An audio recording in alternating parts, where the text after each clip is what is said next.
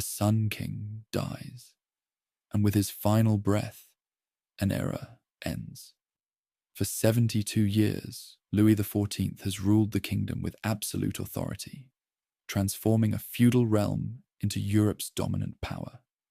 Yet his magnificent reign leaves behind a poisoned legacy, crushing debts, endless wars, and a 5-year-old great-grandson who inherits a throne that gleams with gold as the nation crumbles beneath its weight.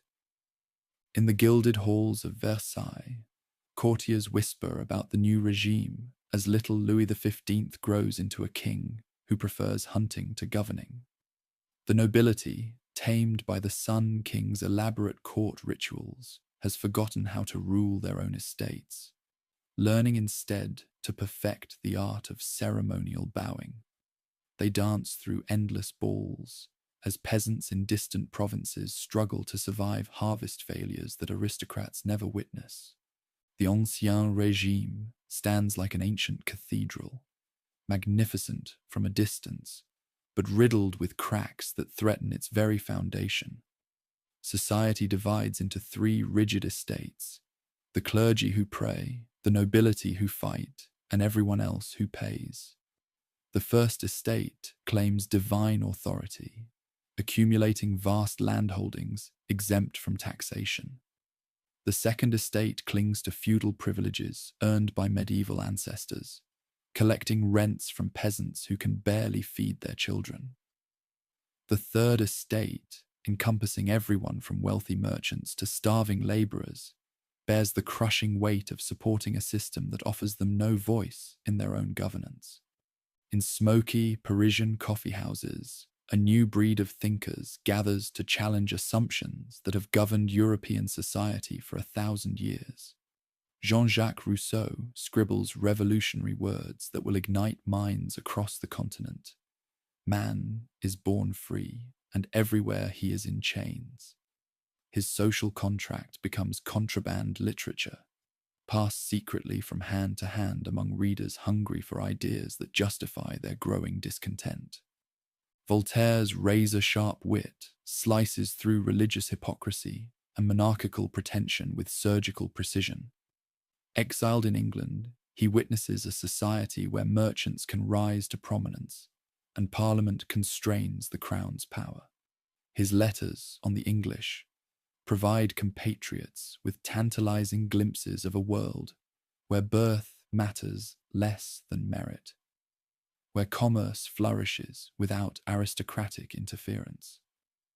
Montesquieu's Spirit of the Laws offers blueprints for governmental reform that will someday inspire American revolutionaries and French constitutionalists alike. His theory of separated powers challenges the very concept of absolute monarchy, suggesting that freedom requires institutional checks on authority rather than relying on the wisdom of kings. Across the Atlantic, John Locke's ideas about natural rights and governmental consent filter into French intellectual circles through smuggled books and clandestine translations. His revolutionary notion that governments derive legitimate authority only from the consent of the governed contradicts everything the Bourbon monarchy represents. These Enlightenment philosophies spread through the kingdom like seeds on fertile ground, taking root in minds already prepared by daily experiences of inequality and injustice. In marketplaces and workshops, ordinary people begin questioning why accident of birth should determine lifetime opportunities. Why should a duke's worthless son inherit vast estates? Why should a merchant's brilliant daughter remain forever excluded from political participation? The 7 Years' War erupts, draining treasury reserves faster than summer rain soaks parched earth. Louis XV's ministers borrow enormous sums to finance global campaigns against British expansion, mortgaging the nation's future to pay for present ambitions. When peace finally arrives, the kingdom faces bankruptcy as Britain emerges triumphant, having seized territories in North America and India. Military defeat stings national pride, but financial catastrophe threatens survival itself. The crown's debt doubles then triples as interest payments consume ever larger portions of government revenue. Finance ministers come and go like seasonal fashions, each promising miraculous solutions before discovering that mathematics remains stubbornly immune to wishful thinking. Jacques Necker arrives as Controller General, bringing Swiss banking expertise to fiscal chaos. His revolutionary Compte Rendu publishes government finances for the first time in history, revealing the shocking truth about expenditures to a public that has never before glimpsed such secrets. Citizens discover that their taxes support not only essential services, but also massive pensions for court favorites, extravagant building projects, and foreign adventures that benefit primarily the nobility.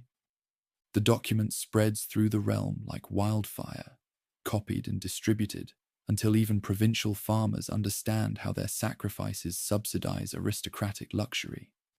Necker's revelations shatter the mystique surrounding official finances, transforming abstract grievances into concrete knowledge of governmental waste and corruption. Meanwhile, across the ocean, American colonists revolt against British taxation without representation. Enlightened observers watch with fascination as New World farmers and merchants translate theories into revolutionary practice. The American Declaration of Independence echoes words that Rousseau and Voltaire might have written, proclaiming that governments derive their just powers from the consent of the governed. Louis XVI, young and well-intentioned but fatally indecisive, decides to support American independence partly from anti-British sentiment and partly from misguided hopes that victory will restore national prestige.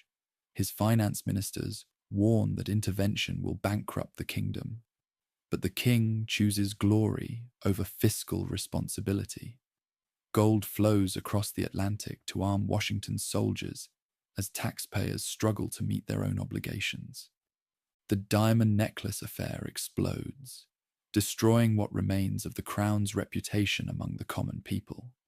Cardinal de Rohan, believing he can win Queen Marie Antoinette's favor, authorizes the purchase of an extraordinarily expensive diamond necklace, supposedly destined for the Queen.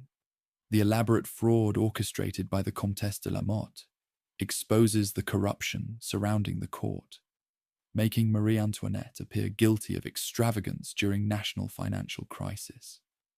Popular pamphlets spread vicious rumors about the Austrian-born queen, portraying her as a foreign spy who influences her weak husband and squanders national resources on frivolous entertainments.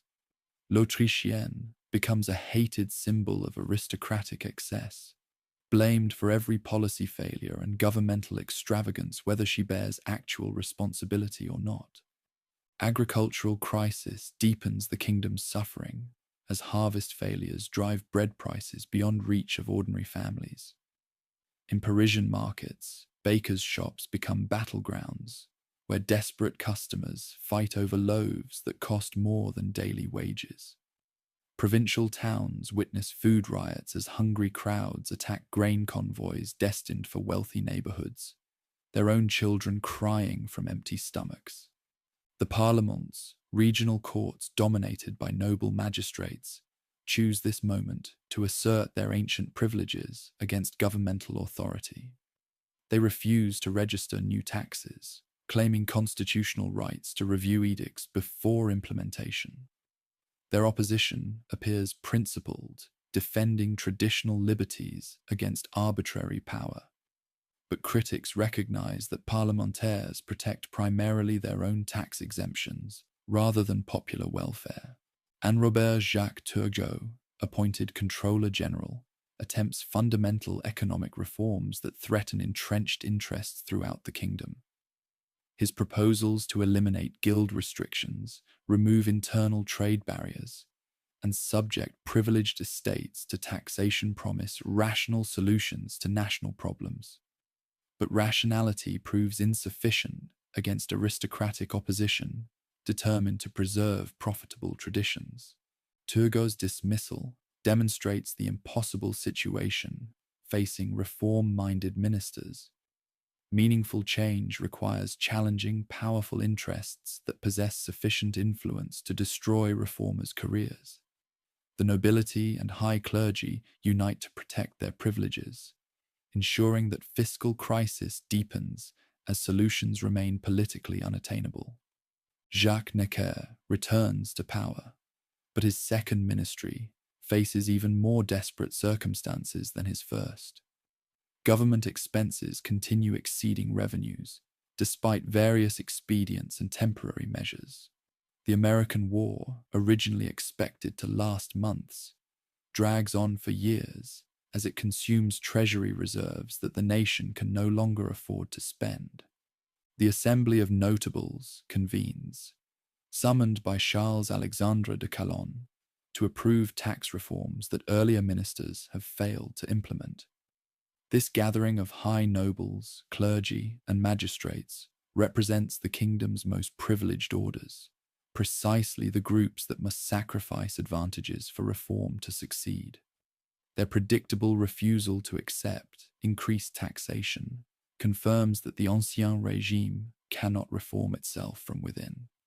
Calonne's presentation reveals the true financial situation. Annual deficits exceeding 100 million livres, total debt approaching 4 billion livres, and interest payments consuming nearly half of all government revenues. The assembled notables express shock at figures that informed observers have long suspected, but they reject proposed solutions that would require meaningful sacrifices from privileged orders. Étienne Charles de Lomenie de Brienne replaces Calonne, inheriting an impossible task, implementing reforms that the Assembly of Notables has already rejected. His attempts to circumvent noble opposition through direct registration of edicts in parliaments provoke constitutional crisis that paralyzes government while financial collapse accelerates. The parliaments respond by demanding convocation of the Estates General, the ancient representative assembly that has not met since the early 17th century. Their call resonates throughout the realm as various groups discover shared interests in limiting authority, though for vastly different reasons. Nobles seek to preserve privileges threatened by reform. Commoners hope for representation that might address their grievances. Provincial assemblies begin meeting to elect deputies and draft cahiers de doléances, lists of grievances that will guide representatives in the forthcoming Estates General. These local gatherings become schools for political participation, teaching ordinary citizens to articulate complaints, propose solutions, and choose leaders from their own communities. In countless village meetings, peasants compile detailed catalogues of feudal obligations that impoverish rural communities. Seigneurial dues, church tithes, taxes, corvée labor requirements, and hunting restrictions that protect aristocratic game as crops face destruction. Urban artisans protest guild regulations that stifle economic innovation and protect established masters against younger competitors. The bourgeoisie, educated professionals, successful merchants, and minor officials emerge as the Third Estate's most articulate spokesmen. Lawyers, doctors, and businessmen possess both grievances against aristocratic privilege and rhetorical skills to express popular frustrations in compelling terms. They understand Enlightenment political theory and experience daily the limitations imposed by birth-based hierarchies. Parish priests, despite belonging officially to the First Estate, often sympathize more with their parishioners than with wealthy bishops who live like secular princes. These lower clergy witness poverty and suffering that their ecclesiastical superiors rarely encounter, creating tensions within the church that will soon explode into open conflict. As winter gives way to spring, the nation teeters on the edge of revolution. The king has promised to convene the Estates General in May, raising expectations throughout the kingdom though providing no clear solutions to the crises that necessitate such drastic measures. Financial collapse appears imminent, social tensions reach breaking points, and political institutions prove incapable of managing the transformations that circumstances demand. In workshops and marketplaces, on country roads and city streets, ordinary people sense that momentous changes approach. They cannot foresee the chaos and bloodshed that await, the wars and terror that will consume their children's lives, or the transformation that will remake not only their homeland, but the entire world. They know only that the old order is dying, and something new must be born from its ruins. The Ancien Régime has sown the seeds of its own destruction through decades of financial irresponsibility, social inequality, and political rigidity. Now those seeds prepare to sprout in the revolutionary spring of 1789, when the Estates General will convene at Versailles and unleash forces that no one can control. The fuse is lit, the explosion awaits. Spring arrives in Versailles with unusual anticipation, as the greatest palace in Europe prepares for an event that has not occurred within living memory. Carpenters hammer together benches in the Salle des Menus Plaisirs, creating seating for 1,200 deputies who will represent 25 million subjects in the first meeting of the Estates General since the reign of Louis XIII. The sound echoes through corridors, where courtiers whisper about the unprecedented gathering that promises to reshape the kingdom's future. Abbé Emmanuel Joseph Sieyès publishes a pamphlet that spreads through the realm like lightning through summer sky. What is the Third Estate? Poses the question that crystallizes months of growing resentment into revolutionary clarity. His answer resonates in every bourgeois salon and artisan workshop. Everything. What has it been until now in the political order? Nothing. What does it seek to become? Something. These words transform abstract grievances into concrete political demands. The Third Estate represents 98% of the population, produces all useful work, creates all wealth, yet possesses no meaningful voice in governance. Sieyès demonstrates with devastating logic that the nation and the Third Estate are essentially synonymous, making aristocratic privilege appear not merely unfair, but absurd. The pamphlet's circulation reveals the power of print to shape public opinion in ways that previous generations could never have imagined. Cheap printing presses multiply ideas faster than authorities can suppress them, creating an underground network of political communication that operates beyond traditional control mechanisms. Coffee houses become laboratories of democratic thought, where shopkeepers debate constitutional theory with the sophistication of university professors. Elections for the Estates General transform sleepy provincial towns into centers of political awakening. Guilds that have concerned themselves solely with trade regulations suddenly find their members discussing natural rights and popular sovereignty. Village assemblies that normally limit themselves to local disputes begin drafting manifestos that challenge the fundamental assumptions of monarchical government. The electoral process itself becomes revolutionary education. For the first time in history, ordinary citizens participate in choosing representatives who will speak for their interests at the highest levels of government. Peasants discover they can vote for delegates who understand their struggles. Urban workers realize their voices matter in selecting spokesmen who share their daily experiences. Cahiers de doléances pour enter Versailles from every corner of the realm, creating an unprecedented catalogue of popular grievances and proposed reforms. These documents reveal the breadth of dissatisfaction with existing arrangements. Rural communities demand abolition of seigneurial privileges. Urban corporations seek elimination of internal trade barriers, and professional groups call for careers open to talent rather than birth. The cahiers also demonstrate remarkable consensus across geographical and social boundaries. Whether drafted in Norman villages or Provençal towns, in artisan workshops or bourgeois salons, the complaints echo similar themes: taxation without representation, legal inequality, economic restriction, and social injustice. The kingdom speaks with one voice in condemning the system that has governed it for centuries. May arrives with ceremony befitting the momentous occasion. The deputies process through Versailles in medieval costumes that emphasize the hierarchical distinctions the Third Estate increasingly questions. Nobles wear silk and feathers, clergy don religious robes, but the Third Estate appears in plain black cloth that deliberately emphasizes their exclusion from aristocratic splendor.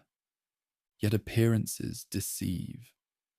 Among those black-clad deputies march some of the most brilliant minds in the kingdom: lawyers who have studied constitutional theory, doctors who apply scientific reasoning to social problems, merchants who understand economic principles, and writers who command the power of words to move hearts and change minds. They may lack aristocratic titles, but they possess something potentially more powerful: ideas that can reshape the world. The opening ceremonies reveal the tensions that will soon explode into open conflict. Louis XVI delivers a speech that acknowledges financial crisis, but offers no vision for fundamental reform. He speaks as a benevolent monarch seeking his subjects' assistance, rather than as a constitutional ruler accountable to popular will. His words reflect the mentality of a man who still believes he rules by divine right, even as he asks for help from those he considers his inferiors. Jacques Necker follows with a detailed financial presentation that confirms what informed observers already suspect. The kingdom teeters on the edge of bankruptcy. His statistics provide concrete evidence for abstract complaints, demonstrating that fiscal irresponsibility has created a crisis that threatens national survival. Yet even Necker's remedies remain trapped within traditional assumptions about monarchical authority. The Third Estate arrives at Versailles with clear instructions from their constituents: vote by head rather than by order, ensuring that numerical superiority translates into political power. This seemingly technical procedural question actually determines whether the Estates General will preserve aristocratic privilege or create genuine popular representation. Everything hangs on how votes are counted. The nobility and clergy, recognizing the threat to their dominant position, insist on separate deliberation by estates, where their united opposition can block any reforms that threaten traditional privileges. They understand that voting by head would allow the Third Estate, reinforced by sympathetic nobles and clergy, to outvote conservative resistance. The constitutional deadlock appears immediate and absolute. Days pass in futile attempts to resolve the procedural dispute through negotiation. The Third Estate refuses to verify credentials or begins substantive business until voting procedures are settled. The privileged orders maintain their insistence on separate deliberation. Government officials attempt mediation, but offer no solutions that address the fundamental conflict between democratic and aristocratic principles. Frustration builds among Third Estate deputies who have travelled hundreds of miles to represent their constituents' interests, only to find themselves blocked by procedural manoeuvres designed to preserve the inequalities they seek to reform. They sense that this moment represents their only opportunity to achieve meaningful change, making compromise feel like betrayal of the hopes placed in them. The deadlock breaks when the Third Estate takes revolutionary action that transforms the nature of the assembly. On June the 17th, following the proposal of Abbé Sieyès, they declare themselves the National Assembly of the nation, claiming exclusive authority to represent popular will. This bold stroke transforms a medieval institution into a modern representative body, while implicitly denying the legitimacy of privileged estates.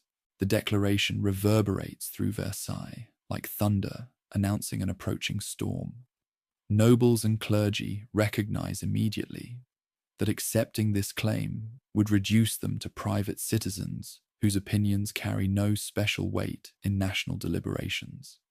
The Third Estate has not merely challenged particular policies, but rejected the entire social order that has governed the kingdom for 1,000 years. 3 days later, the newly proclaimed National Assembly arrives at their usual meeting hall to find the doors locked and guarded by soldiers. Government officials claim they need the space for ceremonial preparations, but deputies recognize a transparent attempt to intimidate them into submission. The administration hopes that denying them meeting space will force them to abandon their revolutionary claims. Instead, they march to a nearby tennis court, where they take an oath that becomes the founding moment of constitutional government in the kingdom. Led by astronomer Jean-Sylvain Bailly, who emerges as their president, they swear never to separate until they have given the nation a constitution that guarantees popular rights and limits governmental power. The tennis court oath transforms a group of legal representatives into revolutionary legislators who claim constituent power to remake the fundamental law of the land. They no longer merely petition for reforms, but assert authority to create new institutions based on popular sovereignty rather than traditional privilege. The constitutional revolution has begun. Government response wavers between concession and resistance, reflecting Louis XVI's indecisive character and the conflicting advice he receives from ministers, courtiers, and family members. Some councillors urge immediate suppression of the assembly before their pretensions spread throughout the kingdom. Others recommend accommodation that might channel revolutionary energy toward moderate reform. The king attempts compromise by calling a session where he will announce concessions designed to satisfy popular demands without surrendering essential monarchical prerogatives. His proposed reforms include regular meetings of the Estates General, limitations on taxation without consent, and abolition of some feudal privileges. But he insists on maintaining separate deliberation by orders and preserving essential sovereign authority. The session backfires spectacularly when the Third Estate refuses to disperse after the king orders them to separate into traditional estates. When the Master of Ceremonies repeats the order, Honoré Gabriel Riquetti, Comte de Mirabeau, a noble who has allied himself with the Third Estate, delivers the response that captures revolutionary determination. We are here by the will of the people, and we will not leave except by the force of bayonets. These words electrify deputies who recognize that they have crossed the line from legal opposition to revolutionary resistance. They are no longer subjects petitioning their sovereign, but representatives of a sovereign people who claim ultimate authority over government. The confrontation at Versailles has become a test of will between competing concepts of political legitimacy. Meanwhile, economic crisis and political uncertainty create explosive conditions in Paris, where unemployment rises as businesses fail, and food prices climb beyond reach of ordinary families.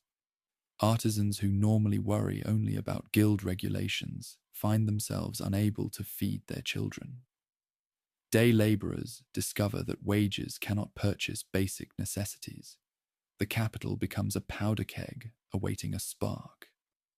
News from Versailles reaches Parisian crowds already angered by hunger and economic desperation. The political revolution occurring in the assembly resonates with people experiencing daily the failures of existing arrangements. They begin to see their personal struggles as part of a broader crisis that requires fundamental change rather than minor adjustments. Street orators appear in markets and public squares, explaining constitutional developments in language that ordinary citizens can understand. They connect abstract political principles to concrete grievances, showing how aristocratic privilege contributes to popular suffering. The revolution spreads from parliamentary debates to popular consciousness. Camille Desmoulins emerges as one of the most effective speakers, using his legal training and journalistic skills to translate complex political theory into compelling calls for action. His pamphlets circulate through working-class neighborhoods, where literacy rates have risen enough to create mass readership for political literature. Ideas once confined to elite circles now reach artisan workshops and laborer taverns. The situation becomes more volatile when Louis XVI dismisses Jacques Necker, the finance minister who has become a symbol of reform among the common people. News of his removal spreads through Paris like wildfire, convincing many that the king has aligned himself definitively with aristocratic reaction against popular interests. The dismissal appears to confirm fears that compromise remains impossible.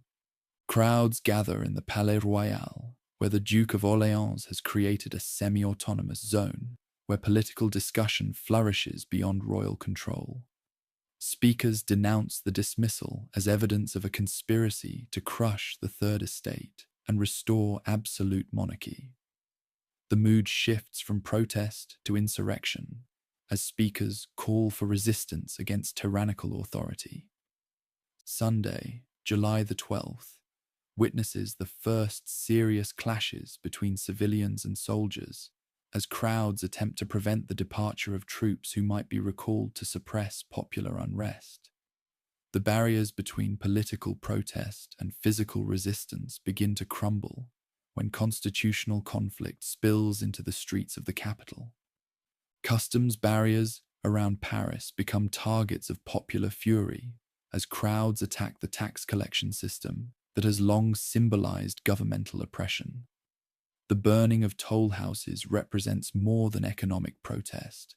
It marks the symbolic destruction of the Ancien Regime's authority over daily life. The revolution has moved from parliamentary halls to popular action. Arms become the crucial question as Parisians realize that political demands require physical force to become effective. The arsenal at the Invalides contains thousands of muskets that could equip a citizen militia, but the fortress appears impregnable to civilian assault. Yet hunger and desperation drive people to attempt what military logic declares impossible. The crowd that gathers before the Bastille on the morning of July 14th includes artisans, shopkeepers, labourers, and even some bourgeois supporters who see fortress walls as symbols of despotic authority. They demand gunpowder stored within the medieval castle, but Governor Bernard-René Jourdan de Launay refuses to open gates that have never fallen to popular assault. Negotiations collapse when shots are fired.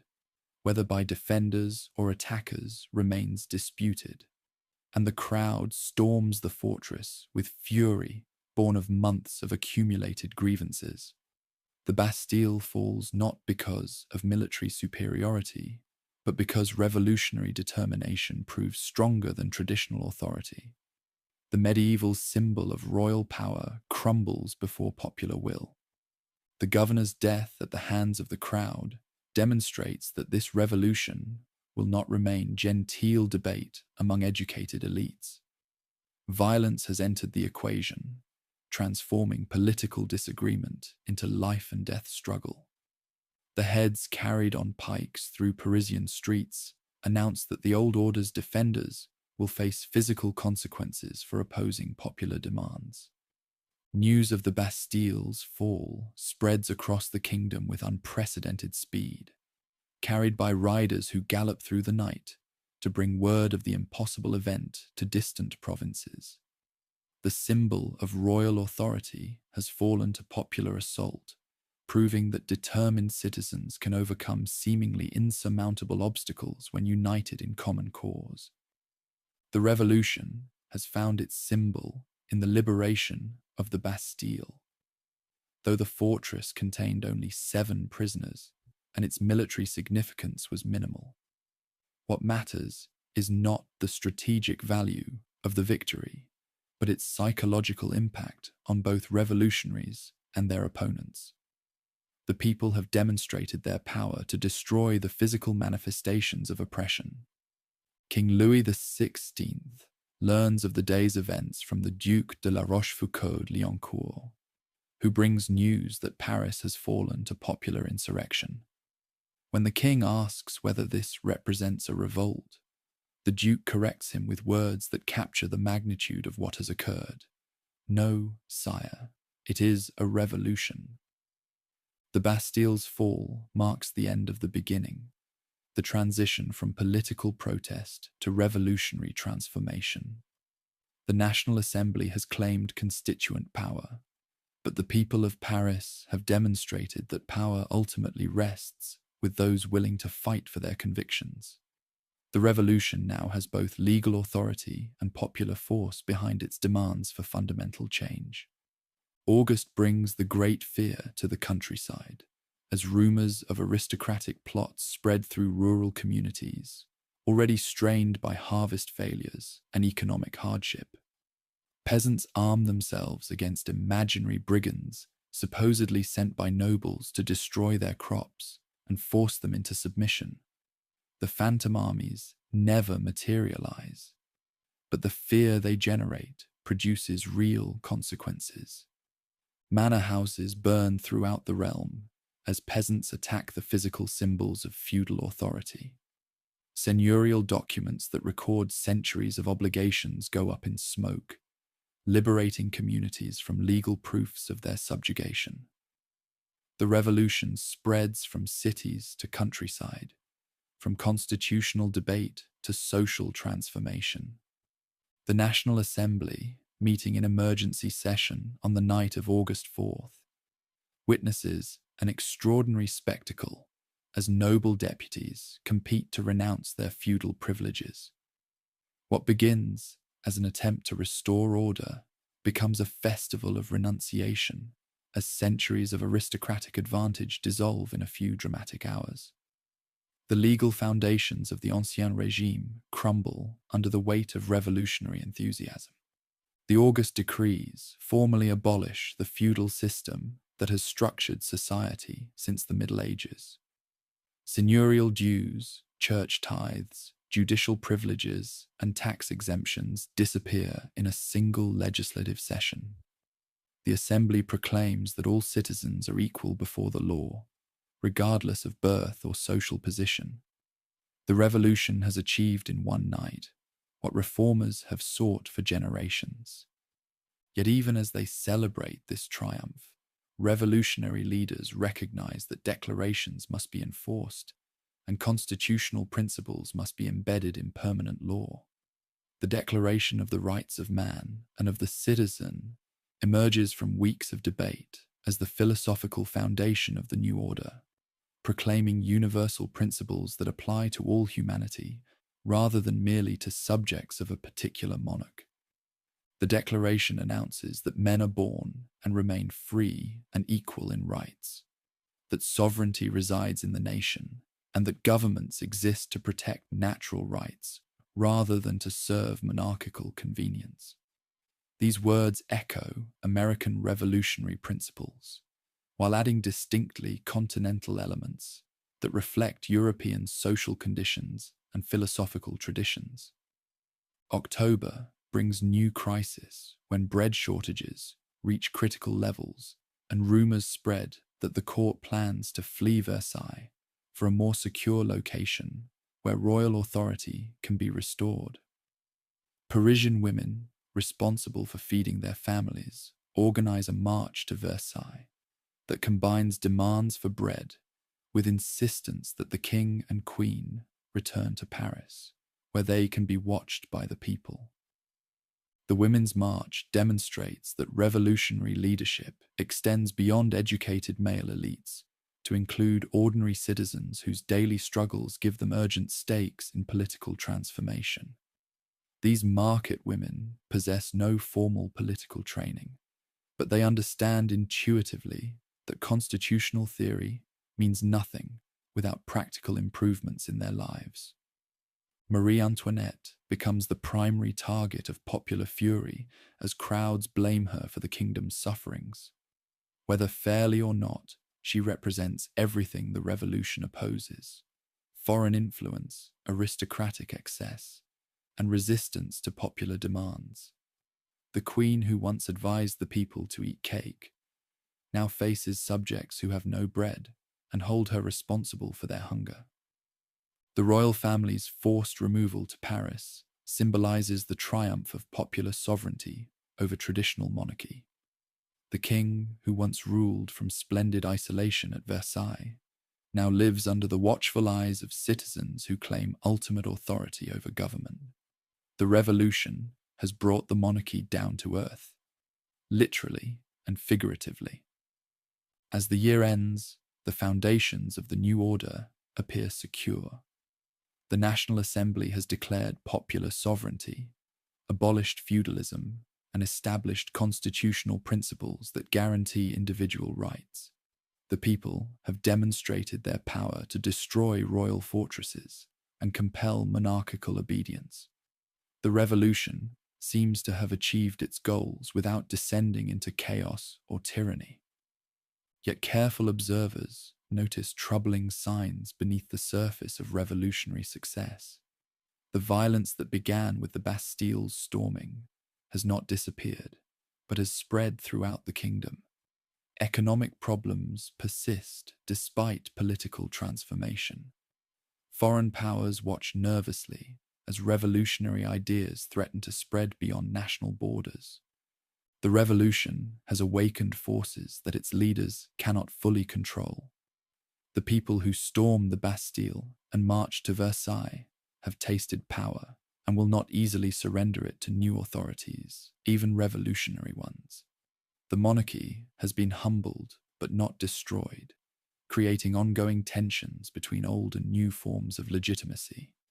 Most ominously, the revolution has created expectations that reality may not fulfill. Political equality has been proclaimed, but economic inequality persists. Individual rights have been declared, but collective problems remain unsolved. The gap between revolutionary promises and practical achievements creates space for more radical solutions to emerge. The nation has awakened, but it has not yet decided what kind of future it wants to create. The destruction of the old order proves easier than the construction of new institutions. As the revolution enters its second year, the real test begins.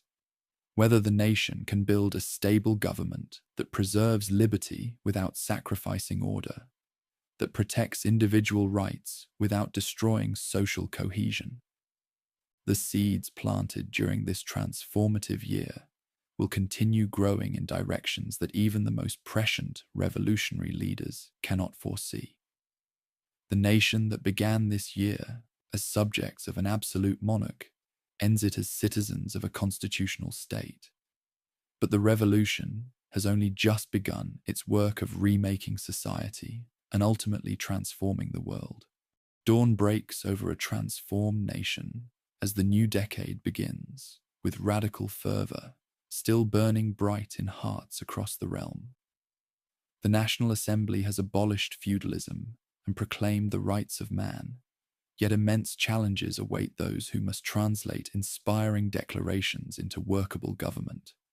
The easy part, destroying the old order, has been accomplished. Now comes the harder task of building something better within the ruins. The civil constitution of the clergy emerges as the Assembly's boldest attempt to reshape society according to revolutionary principles. This sweeping legislation transforms the Catholic Church from an independent institution into a department of state, making priests into public servants who must swear loyalty to the nation rather than to Rome. Parish boundaries align with civil districts. Bishops face election by local assemblies, and ecclesiastical salaries flow from public treasuries rather than traditional tithes. The law appears logical to legislators who view the church as merely another corporation requiring rationalization. If feudal privileges deserve abolition, why should religious institutions maintain special exemptions vis-à-vis popular sovereignty?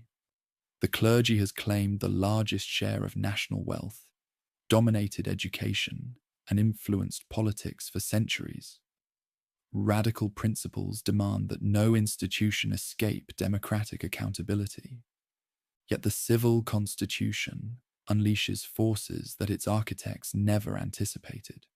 Catholic tradition runs deeper than theory in communities where faith has provided meaning and structure for generations.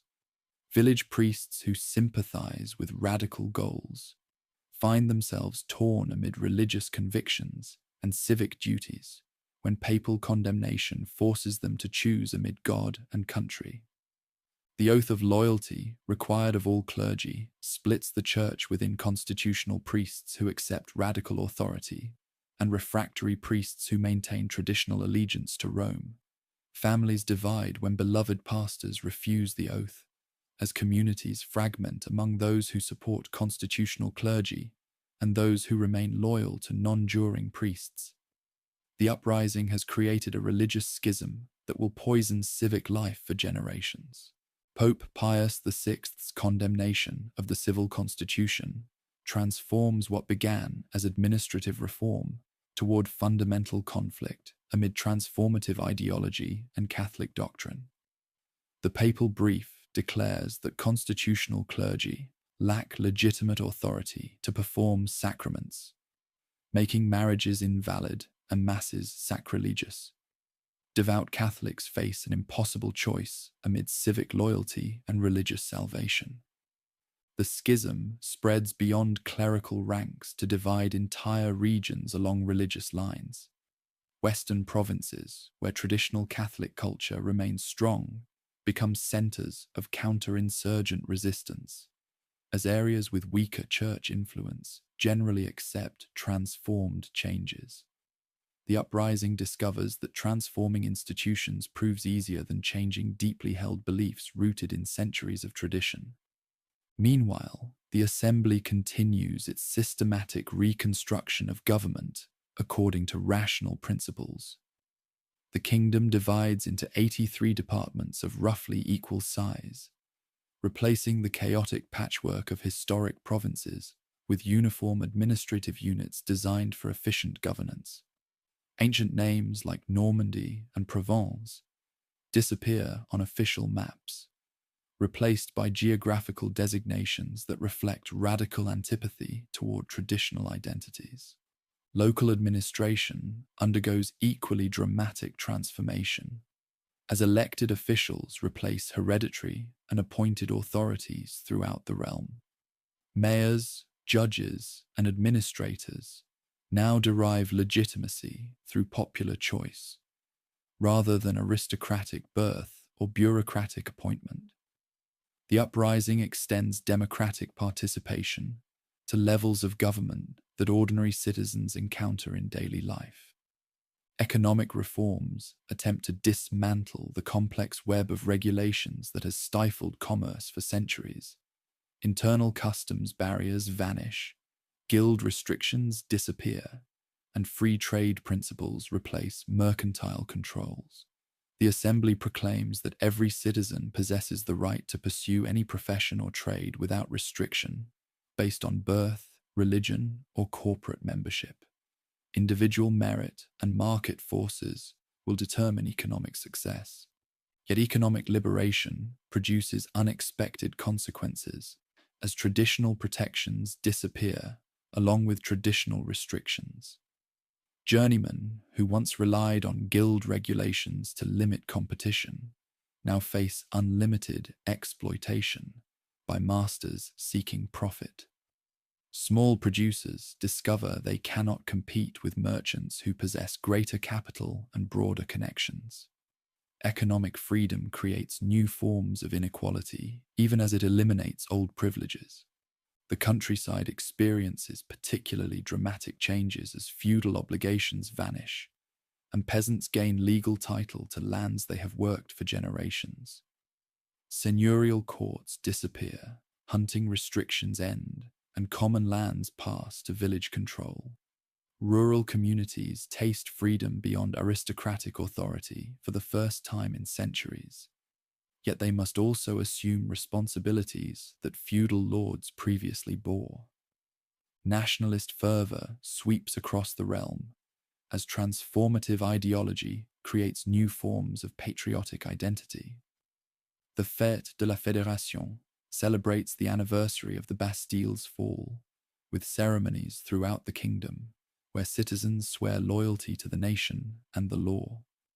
Local National Guard units parade with insurgent banners as crowds sing patriotic songs that replace traditional religious hymns. Louis XVI participates in these celebrations with apparent enthusiasm, taking the oath to uphold the constitution that limits his once absolute authority. Yet careful observers notice the monarch's discomfort with ceremonies that celebrate restrictions on powers he believes God has granted him. The monarchical arrangement creates an inherently unstable compromise amid democratic and traditional principles. The dynasty's growing isolation within the Tuileries Palace reflects the impossible position of a family that has lost its mystique without gaining genuine popular support. Marie Antoinette faces particular hostility through crowds who blame her for the kingdom's troubles and suspect her of treasonous correspondence with Austrian relatives. The queen, who once symbolized aristocratic elegance, now represents external influence and counterinsurgent conspiracy. Secret negotiations with European courts reveal the depth of monarchical disillusionment with radical constraints. Louis XVI seeks support via his fellow sovereigns who view developments in the nation with alarm, fearing that transformative ideas might spread toward their own domains. The Declaration of Pillnitz promises intervention to restore legitimate authority, though its actual commitment remains deliberately ambiguous. The Declaration's publication inflames radical paranoia about aristocratic plots and external conspiracies. Patriots who initially hoped for peaceful reform now suspect that enemies within and without seek to destroy achievements via treachery and invasion. The uprising begins developing the siege mentality that will justify increasingly extreme measures against real and imagined threats. Economic problems persist despite transformation, as the assignats, paper currency backed by confiscated church lands, lose value via overissuing and public skepticism. Inflation erodes the savings of middle-class supporters, as unemployment remains high in cities where luxury trades collapse along with aristocratic consumption. The uprising has changed laws, but not economic realities. Food shortages continue plaguing urban areas where traditional supply networks have been disrupted by upheaval. The abolition of guild regulations removes quality controls that once protected consumers, as free trade policies allow grain to flow to areas offering higher prices, rather than to markets serving local needs. Transformative principles conflict with practical necessities of feeding large populations. Clubs emerge as crucial institutions for organizing radical opinion and coordinating resistance to counterinsurgent threats. The Jacobin Club, originally a gathering place for moderate deputies, evolves toward a network of affiliated societies throughout the kingdom, where citizens debate questions and monitor local officials. Club membership becomes a badge of patriotic virtue and insurgent commitment. The Cordelier Club attracts more radical elements who criticize the Assembly's moderate policies as insufficient to protect insurgent gains. Led by figures like Georges Danton and Jean-Paul Marat, The Cordeliers demand more aggressive measures against enemies of the people and advocate direct democracy over representative government. Such inflammatory rhetoric appeals to sans-culottes who feel excluded beyond power. These popular militants, artisans, shopkeepers, and labourers who wear long trousers instead of aristocratic knee breeches develop a unique culture based on militant egalitarianism and suspicion of wealth and privilege. The sans-culottes support the uprising, but question whether its bourgeois leaders truly serve popular interests. Such growing influence threatens to push the movement in more radical directions. International tensions escalate as European monarchs unite against transformative ideology that threatens authority everywhere. The Declaration of Pillnitz evolves toward more concrete military preparations, as émigré nobles gather at external courts to plan counterinsurgent invasion. The uprising faces the choice of moderating its policies to appease international opinion, or radicalizing its measures to defend itself against external threats. The flight to Varennes marks the monarchical arrangement's point of no return. On the night of June 20th, the dynasty attempts to escape Paris and reach the eastern frontier, where loyal troops might protect them beyond radical constraints. The elaborate plan requires precise timing and careful coordination, but it collapses when Louis XVI is recognized in the border town of Varennes by a postmaster who has seen his portrait on paper currency. The monarch's attempted flight shatters whatever trust remained amid the monarchy and the people. Citizens who once attributed sovereign resistance to bad advisors now recognize that Louis XVI personally rejects limitations on his authority. The myth of the sovereign as unwilling prisoner of radical agitators dissolves when his own actions reveal his fundamental opposition to transformative principles. The dynasty's forced return to Paris under guard transforms status beyond sovereigns to virtual prisoners of the nation they nominally rule. Crowds line the route back to the capital in hostile silence, broken only by placards declaring, "Whoever applauds the sovereign will be beaten, whoever insults him will be hanged." The monarchy has lost its sacred character without gaining democratic legitimacy. Debate over the sovereign's fate divides the assembly amid those who seek to maintain the monarchical arrangement and those who question whether the institution can survive such betrayal.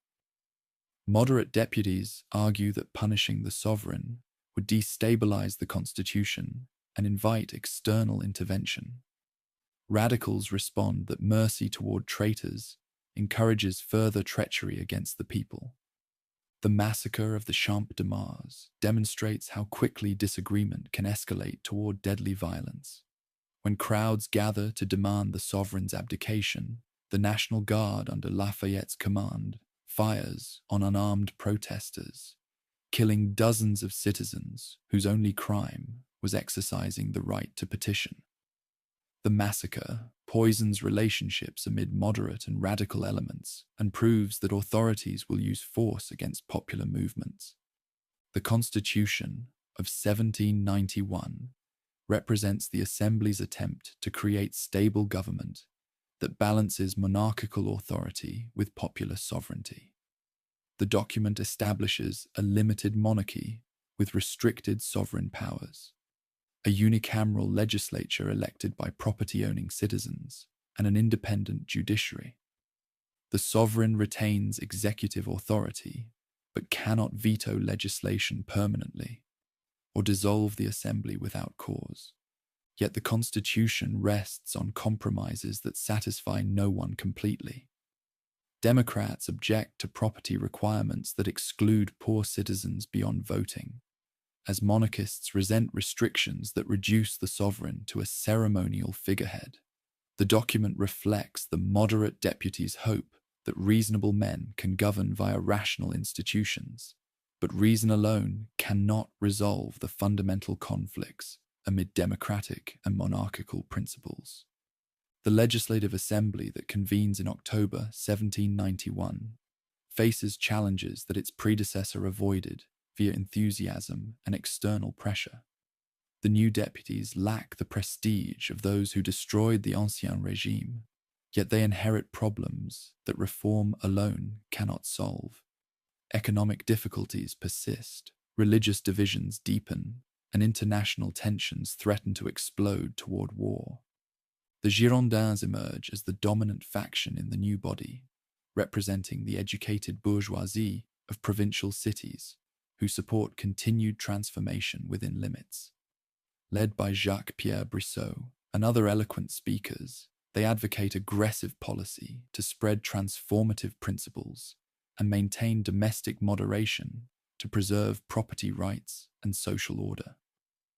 The opposition, who will later be called Montagnards or Jacobins, represent more radical urban constituencies demanding further democratization and stronger measures against counter-insurgent threats. Though still a minority, these deputies possess passionate conviction and popular support that makes them influential beyond numbers. The question of war dominates debate as tensions with Austria and Prussia escalate beyond diplomatic resolution. The Girondins argue that war will expose domestic traitors, unite the nation behind radical government, and spread liberty throughout Europe. Opposition warns that war will destabilize the arrangement and provide opportunities for military dictatorship or external conquest. Louis XVI supports war for his own reasons, hoping that military defeat will discredit radical government and restore his authority with external assistance. The Queen maintains secret correspondence with Austrian officials, providing intelligence about military preparations and encouraging invasion that might rescue the dynasty beyond insurgent imprisonment. The declaration of war against Austria in April 1792 marks a crucial turning point that transforms domestic uprising toward international conflict. Initial military disasters confirm critics' warnings about the dangers of combat fought by an army, undermined by emigration of officers and purges of aristocratic commanders. The Brunswick Manifesto threatens Paris with destruction if the dynasty suffers harm, but its intimidating language produces the opposite effect beyond what its authors intended. Instead of frightening radicals towards submission, the manifesto convinces them that compromise with external powers remains impossible, and that survival requires eliminating all domestic enemies who might assist invasion. Popular fury reaches boiling point when news arrives that Prussian armies have crossed the frontier, as domestic traitors apparently coordinate with external enemies. The sans-culottes conclude that half measures have failed, and that only radical action can preserve insurgent achievements beyond destruction by the coalition of sovereigns and aristocrats. The insurrection of August 10th destroys what remains of the monarchy when crowds storm the Tuileries Palace and massacre the Swiss guards defending the dynasty. Louis XVI seeks refuge in the assembly, but his protective custody becomes actual imprisonment as radical authorities struggle to maintain order and prepare for war against external invasion. The fall of the monarchy eliminates the compromise that moderate radicals hoped would provide stable government. The uprising must now choose amid democratic republic and military dictatorship, amid popular sovereignty and elite rule, amid domestic reform and external conquest. The stakes have risen beyond anything the original reformers imagined when they called for the Estates General just 3 years earlier. The limited monarchy has failed because it satisfied neither democratic nor monarchical principles and created new problems that its institutions could not resolve. The uprising enters a new phase where compromise appears impossible, and where survival requires victory over enemies, both external and domestic. The moderate phase of the transformation is ending.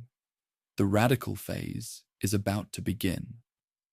As summer turns to autumn in 1792, The sound of cannon echoes across the frontiers as crowds in Paris debate the fate of the former sovereign.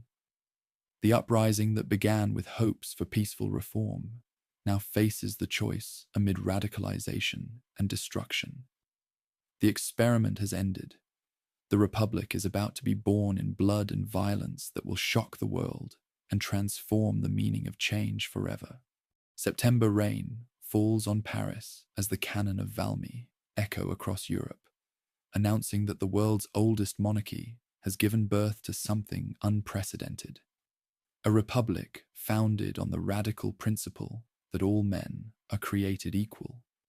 The convention assembles in a city still reeking of blood and smoke, where the mob's fury has swept away 1,000 years of tradition in a single violent summer. The deputies who gather in the manège understand they face a choice between creating a new form of government or watching their nation collapse into chaos. The proclamation of the Republic on September 22nd, 1792, marks year one of a new calendar that will count time itself from this moment of liberation. The old Christian chronology disappears, along with the monarchy, replaced by revolutionary months bearing names that celebrate nature rather than saints. Vendémiaire for the grape harvest, Brumaire for the mists, Frimaire for the frost. Even time must be reborn to match the transformation of society. Yet the Republic inherits problems that proclamations cannot solve. Prussian and Austrian armies advance toward the capital, seeking to restore the Bourbon dynasty and crush the dangerous example that threatens every crowned head in Europe. Within the nation, counter-insurgent resistance spreads through regions where traditional Catholic culture rejects the new order's secular radicalism. The revolution faces enemies on every frontier, geographic, religious, and ideological. The September massacres cast a dark shadow over the Republic's birth, as Parisian crowds slaughter over 1,000 prisoners, suspected of counter-insurgent sympathies. For 5 days, improvised tribunals condemn aristocrats, priests, and common criminals alike to death at the hands of citizens who believe they are defending liberty against treason. The killings demonstrate that popular justice recognizes no legal constraints when the nation appears threatened with destruction. Olympe de Gouges watches these events with growing alarm, understanding that the revolution's promise of universal rights remains hollow as long as violence substitutes for legal process. Her declaration of the rights of woman and the female citizen challenges the masculine assumptions of radical ideology, demanding that liberty include all humanity regardless of gender. Yet her voice joins those of other moderate critics who find themselves increasingly isolated in a political culture that equates opposition with treason. The convention divides between the Girondins, who represent provincial bourgeois interests and seek to limit the radical trajectory, and the Montagnards, who speak for Parisian artisans and demand more aggressive measures against enemies both foreign and domestic. Between these factions sits the plain, deputies who prefer moderate policies but lack the courage to resist popular pressure when crisis demands decisive action. Georges Danton emerges as the Republic's most compelling orator, his thunder voice rallying citizens to defend their achievements against the coalition of kings arrayed against them. To conquer our enemies, we need audacity, more audacity, always audacity. His words electrify audiences who see in his passion the spirit needed to survive the approaching storm. Yet Danton's moderation on certain issues will eventually cost him his life when the revolution devours its own children. Jean-Paul Marat, the friend of the people, publishes daily screeds that inflame popular fury against aristocrats, moderates, and anyone suspected of insufficient enthusiasm for radical transformation.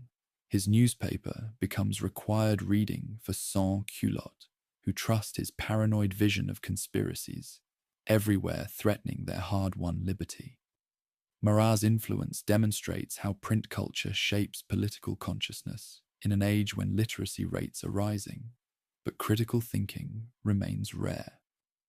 The trial of Louis XVI forces the convention to confront the ultimate question: can a republic coexist with the former monarch, whose very existence challenges its legitimacy? The proceedings reveal deep divisions within the radical coalition, as deputies struggle to balance legal precedent with political necessity. Some argue that exile would suffice to neutralize the royal threat, while others insist that half measures invite counter-revolution.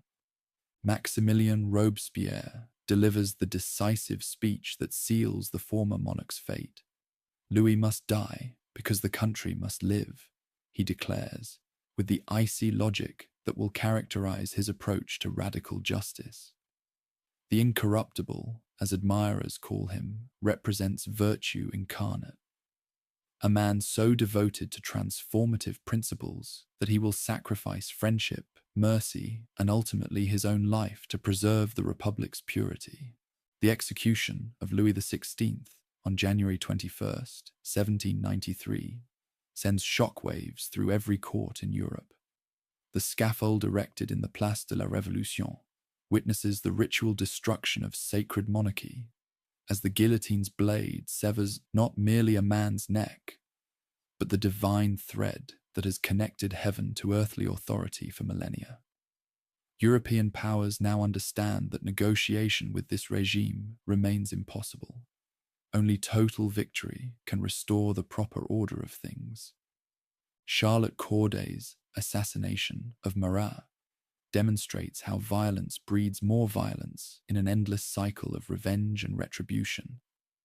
The young Norman noblewoman believes she can save the Republic by eliminating its most bloodthirsty advocate, but her knife stroke only transforms the paranoid journalist into a martyr whose death justifies even more extreme measures against enemies of the people. Radical justice becomes radical terror as the logic of violence overwhelms the rule of law. The Vendée erupts in counter-insurgent warfare that will claim hundreds of thousands of lives before peace returns to western regions where Catholic peasants reject the Republic's secular authority.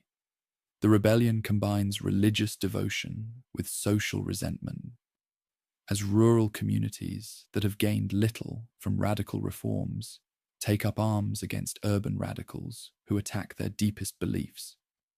Civil war spreads through provinces where ancient loyalties prove stronger than new ideologies. General François de Charette leads Vendéen forces with tactical brilliance that repeatedly defeats Republican armies sent to crush the rebellion. His success inspires similar uprisings throughout the West, creating a second front that drains resources needed to fight foreign invaders. The war becomes a struggle for the soul of the nation, as Catholics and Republicans battle for incompatible visions of what it means to be truly patriotic.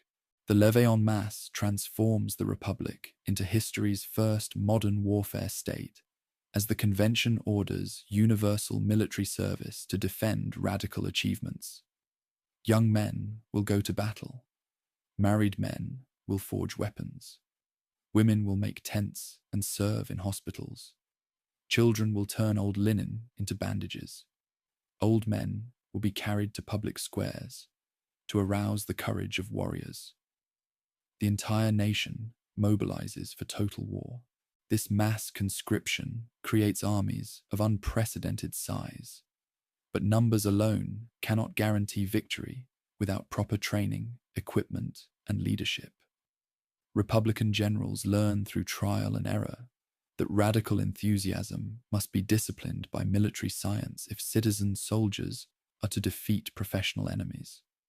The amalgam system blends volunteer battalions with regular troops, creating the Grande Armée that will eventually conquer most of Europe.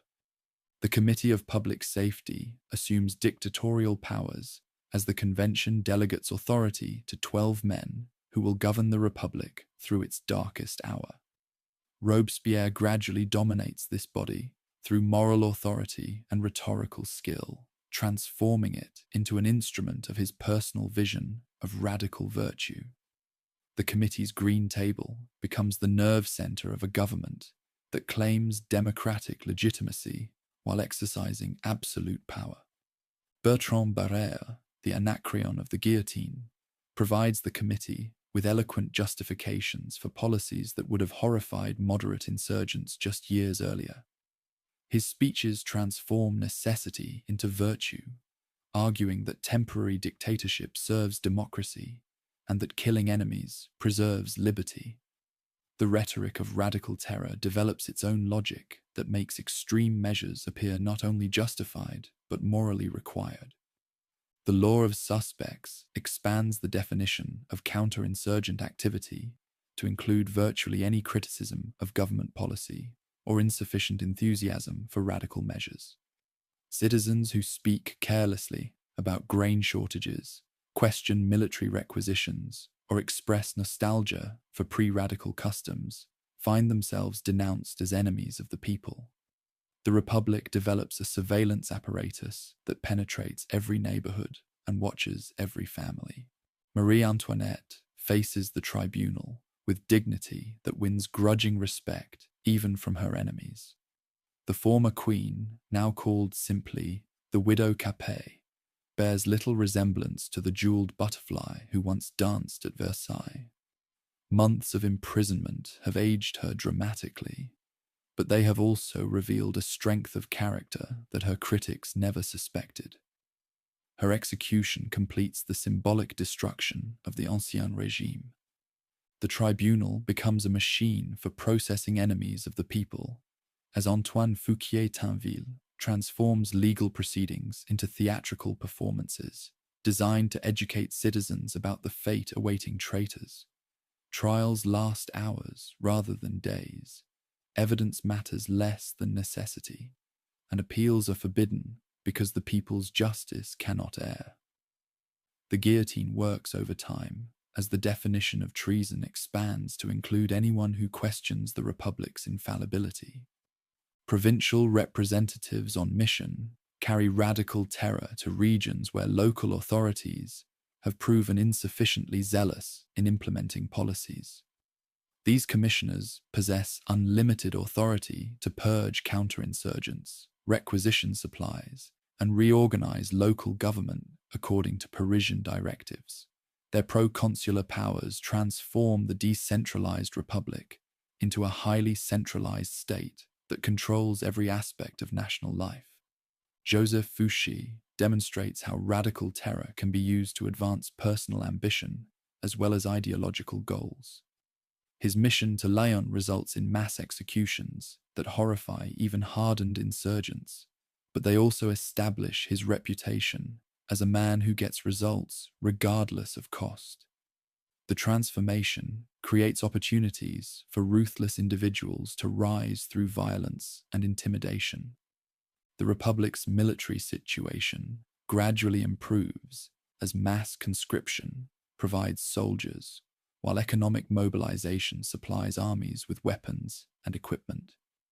Victory at Fleurus opens Belgium to occupation, while successful campaigns in the Rhineland and northern Italy demonstrate that Republican armies can defeat professional forces when properly led and adequately supplied. Military success strengthens the government's domestic position by proving that radical methods produce results. Robespierre's Festival of the Supreme Being represents the Republic's attempt to create a new civic religion that combines Enlightenment deism with Republican virtue. The ceremony in the Champ de Mars features elaborate pageantry designed to inspire patriotic devotion while avoiding the atheism that has alienated religious believers. Yet the festival's artificial character reveals the difficulty of manufacturing spiritual conviction through decree. The Incorruptible's growing isolation reflects the impossible position of a man who demands moral perfection in an imperfect world. His speeches become increasingly abstract and accusatory as he sees enemies everywhere and trusts no one completely. Former allies recognize that Robespierre's vision of virtue leaves no room for human weakness or compromise, making him as dangerous to moderates as to counterinsurgents. The economic policies of the Terror produce mixed results as price controls and requisitions ensure urban food supplies while destroying market incentives for agricultural production.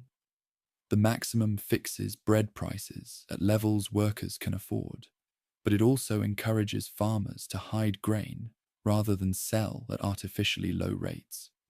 Radical economics demonstrates the difficulty of reconciling ideological purity with practical necessity. Jacques Hébert leads the ultra-radical faction that demands even more extreme measures against enemies of the people. His Père Duchesne newspaper appeals to sans-culottes, who believe the transformation has not gone far enough in destroying aristocratic privilege and religious superstition. The Hébétists' de-Christianization campaign attacks Catholic symbols and ceremonies with iconoclastic fury that alienates moderate Republicans. The execution of the Hébétists eliminates the radical left, but fails to satisfy moderate critics who see Robespierre as equally dangerous to Republican stability. Danton's faction represents those who believe the transformation has achieved its essential goals and should now consolidate its gains rather than pursuing impossible dreams of perfect virtue. The conflict between pragmatists and idealists splits the radical coalition. Camille Desmoulins, Robespierre's childhood friend, publishes Le Vieux Cordelier to argue for moderation and the restoration of legal protections that necessity has suspended. His articles eloquently defend the principle that even enemies deserve fair trials, and that government must respect individual rights even during emergencies. Yet friendship cannot protect him when logic demands his elimination. The execution of Danton and his followers marks the transformation's cannibalistic phase, as it devours its own children in pursuit of an impossible purity. The man whose voice once rallied the nation to defend its liberty dies because he questions whether liberty requires the perpetual sacrifice of human life. His death demonstrates that radical virtue has become radical tyranny. Robespierre's final weeks reveal a man consumed by paranoia and isolation, as former allies abandon him and enemies multiply around him. His last speeches ramble incoherently about conspiracies and virtue, while deputies calculate how to destroy him before he destroys them. The incorruptible has become incorrigible, a danger to everyone, including himself. The Thermidorian reaction begins when moderate Republicans unite with surviving Girondins to overthrow the man who has made the Republic synonymous with terror. The coup of 9, Thermidor, succeeds because even Robespierre's supporters recognize that his continued rule threatens their own survival. The transformation's most principled leader becomes its final victim as the guillotine claims the architect of radical justice. Robespierre's execution on July 28, 1794, ends the terror, but leaves unresolved the fundamental questions that have plagued the Republic since its birth: how to balance liberty with order, equality with property, virtue with pragmatism. The Thermidorians who inherit power must somehow preserve radical achievements while abandoning radical methods that have terrorized enemies and supporters alike. The Great Terror has claimed over 16,000 lives officially, with countless more dying in provincial massacres and civil wars that have torn the nation apart. Yet it has also preserved the Republic against enemies who would have destroyed it completely. Whether this terrible price was necessary for revolutionary survival or merely the product of ideological fanaticism remains a question that will haunt subsequent generations. As autumn arrives in year 2, the Republic survives, but bears scars that may never heal. The Terror has demonstrated both the potential and the dangers of popular democracy when faced with existential threats. The revolution has entered a new phase where moderation must somehow coexist with the memory of radical justice, where stability must be built on foundations laid with blood and violence. The guillotine still stands in the Place de la Révolution, its blade gleaming in the pale sunshine as crowds disperse and normal life gradually resumes. The Republic of Virtue has ended, but the Republic itself endures, forever marked by the terrible months when liberty nearly died in liberty's name. The transformation continues, but it will never again reach such heights of idealism or depths of brutality. The guillotine falls silent in Paris as summer winds carry away the screams and blood that have defined the Republic's darkest hour. Robespierre's severed head marks not just the end of one man's life, but the collapse of an entire vision of virtuous government that has consumed the nation for 2 terrible years. The Thermidorian survivors who emerge from hiding must now answer the question that haunts every post-terror society. How does one govern after virtue has become synonymous with murder? Paul Barras steps forward as the dominant figure among the new leadership, bringing cynicism where Robespierre offered idealism, pragmatism where the incorruptible demanded purity. A former nobleman who has survived by adapting to each phase of radical transformation, Barras understands that the Republic must choose between moderation and destruction. His talent lies not in inspiring speeches about virtue, but in the more mundane skills of compromise, corruption, and survival. The convention immediately begins dismantling the apparatus of terror that has held the nation in its grip. The Committee of Public Safety loses its dictatorial powers, becoming merely one administrative body among many. The law of suspects disappears, opening prison doors for thousands of citizens whose only crime was insufficient enthusiasm for radical measures. The surveillance networks that penetrated every neighborhood gradually collapse as neighbors stop denouncing neighbors. Yet the convention faces an impossible dilemma: how to preserve the Republic's achievements while repudiating the methods that made those achievements possible. The sans-culottes who provided muscle for radical policies still demand bread and jobs that the government cannot provide. Foreign armies still threaten the borders despite recent victories. Counterinsurgents throughout the countryside still dream of restoration, waiting for any sign of weakness to resume their campaigns.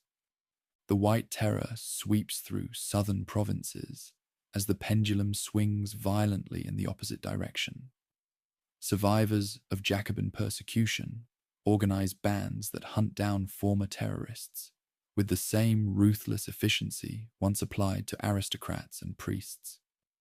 In cities like Lyon and Marseille, the streets run red again as victims become executioners, and executioners become victims in an endless cycle of revenge. These massacres reveal that the terror has not eliminated violence, but merely channeled it through official institutions. When those institutions collapse, violence returns to its more primitive forms: personal vendettas, family feuds, and communal hatreds that will poison civic life for generations. The Republic discovers that unleashing popular fury proves far easier than controlling it. Economic chaos deepens as the maximum price controls vanish, and market forces reassert themselves with devastating effect. Bread prices soar beyond the reach of urban workers who have grown accustomed to subsidized food during the terror. The assignats, already weakened by overprinting, become virtually worthless as merchants demand payment in gold or silver that ordinary citizens do not possess. Gracchus Barbeuf emerges as the prophet of a new form of radicalism that challenges private property itself, rather than merely aristocratic privilege. His conspiracy of equals attracts followers who believe the initial transformation betrayed its promise by preserving economic inequality alongside legal equality. Babeuf's vision of communal ownership anticipates later socialist movements, but his immediate impact remains limited to small circles of committed believers.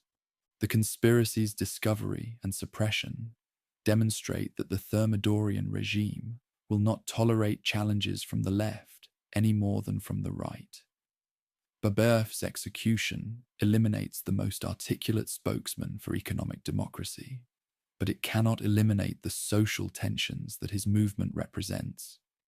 The Republic has learned to fear its own people as much as its external enemies.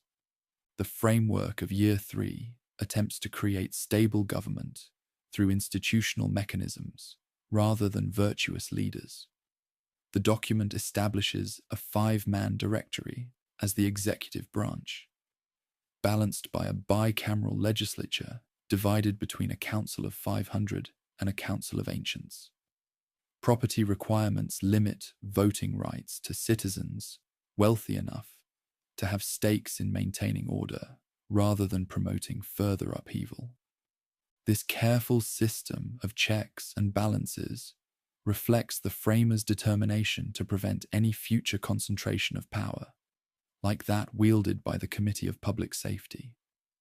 Yet the framework's very complexity creates opportunities for deadlock and confusion that will plague the directory throughout its brief existence. Good government requires more than clever institutional design. It needs public support that the Republic increasingly lacks. The Directory inherits a nation exhausted by years of crisis and yearning for stability that its leaders cannot provide. The 5 directors, Barras, Jean-François Rubel, Lazare Carnot, Étienne-François Le Tourneur, and Louis-Marie de la Révellière-les-Paux, represent different factions and interests that struggle to find common ground on fundamental questions of policy and principle. Corruption flourishes in this atmosphere of moral relativism, as officials who once claimed to serve virtue now openly pursue personal enrichment. Government contracts become sources of private profit, military supplies disappear into black markets, and public positions are bought and sold like commodities. The Directory's cynicism corrodes civic virtue more effectively than the terror's violence ever did. Foreign relations remain the government's greatest challenge, as European powers refuse to accept the legitimacy of a regime born from regicide and nurtured by popular violence. The First Coalition continues the war begun to restore the Bourbon monarchy, though member nations increasingly pursue their own territorial ambitions, rather than idealistic goals of counterinsurgent restoration. Military success provides the Directory's only reliable source of legitimacy, as citizen armies demonstrate their superiority over professional forces throughout Europe. Victory at Fleurus secures Belgium, and campaigns in the Rhineland and northern Italy expand Republican influence far beyond the nation's original borders. War, begun as a defensive necessity, becomes an offensive opportunity for glory and profit. The Italian campaigns reveal a new type of general who combines military genius with personal ambition in ways that threaten Republican institutions. Napoleon Bonaparte, barely 26 years old, transforms a secondary theatre into the war's decisive front through rapid marches, brilliant tactics, and shrewd diplomacy that forces Austria to seek peace. His victories make him a hero to soldiers who follow him with devotion bordering on worship. Bonaparte's success creates a dangerous precedent for civil-military relations, as his dispatches to Paris read less like reports from a subordinate than negotiations between equals. He negotiates treaties, organizes conquered territories, and enriches his troops through systematic plunder that makes military service profitable as well as patriotic. The Directory discovers that successful generals can become independent power centers that rival civilian authority. The Peace of Campo Formio demonstrates how military victory can reshape diplomatic relationships throughout Europe. Austria abandons its allies and recognizes conquests in exchange for territorial compensation in Italy and the promise of future cooperation. The treaty transforms the Republic into a dominant European power, capable of dictating terms to its former enemies. Yet peace brings unexpected problems, as the Directory must govern a larger territory, with more diverse populations, and manage an economy disrupted by years of warfare. Belgium's integration requires delicate balancing of local privileges with republican principles. The Rhineland's Catholic population resists secular reforms imposed by Protestant and deistic administrators. Colonial populations in the Caribbean islands demand rights that metropolitan authorities hesitate to grant. The Egyptian expedition represents Bonaparte's attempt to rival Alexander the Great by carrying republican arms to the ancient world and opening new routes to India that might compensate for colonial losses to Britain. The campaign begins brilliantly with the capture of Alexandria and victory at the pyramids, where Bonaparte tells his soldiers that 40 centuries of history look down upon them. Admiral Horatio Nelson's destruction of the French fleet at Aboukir Bay traps the expedition in Egypt while eliminating French naval power in the Mediterranean. The Battle of the Nile transforms a campaign of conquest into a struggle for survival, as Bonaparte's army finds itself cut off from reinforcements and supplies. Military adventure becomes military disaster through the caprice of wind and wave. The Second Coalition forms as European powers unite once again to contain French expansion that threatens the balance of power throughout the continent. Russia joins Austria and Britain in a grand alliance that coordinates attacks on multiple fronts while supporting counter-insurgent uprisings within French territory. The Directory faces its greatest military challenge since the dark days of 1793. Domestic opposition intensifies as economic hardship and military reversals undermine public confidence in the regime. The Clichy Club organizes moderate opposition that seeks peaceful revision of the framework to restore stability and order. These crypto-royalists do not openly advocate monarchical restoration, but their criticism of republican institutions provides ammunition for those who do. The coup of 18 Fructidor reveals the Directory's dependence on military force to maintain power against both left and right opposition. Barras allies with Bonaparte's supporters to purge moderate deputies and impose martial law that effectively ends government by law. The Republic saves itself through methods that destroy its democratic character, proving that institutional safeguards mean nothing without public support. The purge eliminates the last vestiges of legal opposition and demonstrates that the Directory rules through force rather than consent. Elections become meaningless when their results can be overturned by bayonets. Representative government becomes a facade concealing military dictatorship that grows stronger with each crisis. The Republic devours its own framework in the name of saving republican institutions. Economic recovery remains elusive as the Directory's fiscal policies fail to address fundamental problems of debt, taxation, and monetary instability. The replacement of assignats with mandats territoriaux provides only temporary relief before inflation resumes its destructive course. Government finances deteriorate to the point where administrative services collapse and military pay falls months behind schedule. Religious reconciliation proves equally difficult as the official church creates schisms within Catholic communities throughout the nation. Many priests refuse to accept the civil arrangement, and many believers reject official clergy as heretical usurpers. The Concordat remains years in the future as church-state relations fester, like an unhealed wound that weakens social cohesion. Provincial administration struggles with limited resources and uncertain authority, as prefects appointed through Paris lack local knowledge and local officials lack national perspective. The Ancien Regime's administrative chaos has been replaced by radical confusion that makes effective governance nearly impossible. Citizens lose confidence in government's ability to maintain order or provide services. The Directory's cultural policies attempt to create a republican alternative to both Catholic tradition and popular entertainment that might corrupt civic virtue. Official festivals celebrate republican holidays and discourage religious observances. Public education emphasizes patriotic duty over religious devotion. Yet these efforts remain superficial compared to the deep cultural changes needed to sustain republican institutions. Bonaparte's return galvanizes opposition to the Directory and provides a potential alternative to its failed leadership. His mere presence in Paris transforms the city's atmosphere as crowds gather to glimpse the general whose victories have made him a living legend.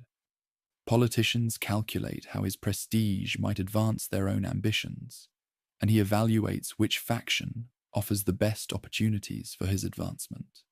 The crisis deepens as news arrives of military defeats that threaten to undo years of conquest and expansion. Austrian and Russian armies drive forces out of northern Italy, and British fleets command the seas around Egypt and the Caribbean. The Directory's international policy lies in ruins as the Second Coalition achieves victories that seemed impossible just months earlier. Emmanuel Joseph Sieyès emerges as the intellectual architect of revision that might preserve republican institutions and strengthen executive authority. His conversations with Bonaparte explore possibilities for reform that would combine military efficiency with civilian control, popular legitimacy with elite leadership. Yet their discussions reveal fundamental disagreements about power's proper distribution in a modern state. The conspiracy of 18 Brumaire takes shape as moderate republicans, military leaders, and former terrorists unite around the necessity of change and disagree about its direction. Some hope to revise the framework, others to replace it entirely. Some trust Bonaparte's republican convictions, others see him as a tool for their own advancement. All agree that the Directory cannot continue. The Directory's final months reveal a regime that has lost all capacity for effective governance and retains enough power to prevent alternatives emerging. Elections produce deadlock. International policy suffers defeats. Domestic order deteriorates, and public confidence evaporates. The republic that emerged through the terror's ashes prepares to immolate itself on the altar of personal ambition. As autumn arrives in 1799, Bonaparte and his co-conspirators prepare to end the Directory's agony while beginning a new chapter in the Republic's troubled history. The coup that approaches will determine whether France moves toward constitutional monarchy, military dictatorship, or some hybrid form that combines elements of both.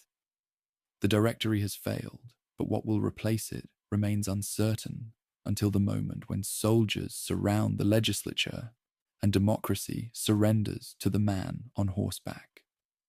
The 5 years between Robespierre's death and Bonaparte's rise demonstrate that governing after terror requires skills that few politicians possess. The Directory's leaders proved capable of dismantling dictatorship, but incapable of building stable alternatives. Their failure opens the door for solutions that the original radicals never imagined and would have rejected with horror had they foreseen where their noble experiment would lead. Morning fog swirls around the chateau of Saint-Cloud as Napoleon Bonaparte prepares to end a decade of democratic experiment and replace it with something the world has never seen: a modern dictatorship disguised as popular government. The coup of 18 Brumaire unfolds not through dramatic speeches or violent confrontation, but through carefully orchestrated deception that transforms military ambition into civic necessity. The Republic dies quietly, suffocated by the embrace of the man who claims to save it. Emmanuel Joseph Sieyès believes he has found the perfect tool to implement his vision of enlightened authoritarianism. The aging theorist who helped launch the transformation now seeks to complete it by balancing democratic legitimacy with executive efficiency. His elaborate plans for institutional revision require a general with enough prestige to command popular support but insufficient experience to threaten civilian control. Bonaparte appears ideal for this role until he reveals that tools can become masters. The conspiracy takes shape in salon conversations, where moderate Republicans, ambitious leaders, and practical administrators unite around their shared exhaustion with directory incompetence. Talleyrand provides diplomatic expertise, Fouché contributes police intelligence, and Lucien Bonaparte offers parliamentary connections that complement his brother's military reputation. Each conspirator pursues different goals, but all agree that the existing regime must be replaced. Military preparations proceed with characteristic precision, as Bonaparte recalls loyal officers from various commands. General Jean Lannes arrives from Italy, Joachim Murat brings cavalry expertise, and Claude Victor provides artillery support that might prove necessary if civilian authorities resist. These veterans understand that their leader's success will determine their own advancement in whatever government emerges through the current crisis. The psychological campaign begins weeks before the actual coup, as Bonaparte's supporters spread rumors about Jacobin plots, Austrian invasion threats, and directory corruption that endanger the Republic's survival. These stories, whether true or fabricated, create an atmosphere of crisis that makes drastic measures appear reasonable to citizens who have grown weary of instability and violence. November 9th dawns, with carefully planned movements that unfold like a military operation, disguised as legal process. The Council of Ancients, dominated by Bonaparte's allies, decrees that both legislative chambers must transfer to Saint-Cloud for their own security against imaginary threats in Paris. This relocation removes deputies from potential popular support and places them under military protection that could easily become military control. Bonaparte accepts command of the Paris garrison with theatrical reluctance, protesting his devotion to republican institutions, even as he positions troops to ensure their compliance with his wishes. His proclamation to the soldiers emphasizes duty to the framework and carefully avoids specifics about which framework they serve or whose interpretation of duty they should follow. The journey to Saint-Cloud becomes a triumphal procession as crowds cheer the general whose victories have made him a national hero. Citizens who have lost faith in legislative bickering and administrative corruption see in Bonaparte the decisive leadership that the Republic has lacked since Robespierre's fall. Their enthusiasm provides democratic legitimacy for actions that will destroy democratic institutions. Resistance emerges when deputies recognize that they face not institutional revision, but actual overthrow. The Council of 500 erupts in anger when Bonaparte appears before them with armed guards, his presence transforming legislative debate into military intimidation.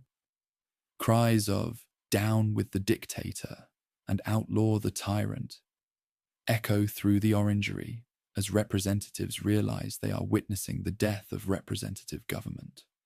The confrontation reaches crisis when deputies surround Bonaparte, their fury so intense that he faints through stress and must be carried by his guards. This moment of vulnerability could have ended the coup if civilian authorities had possessed the courage to arrest him.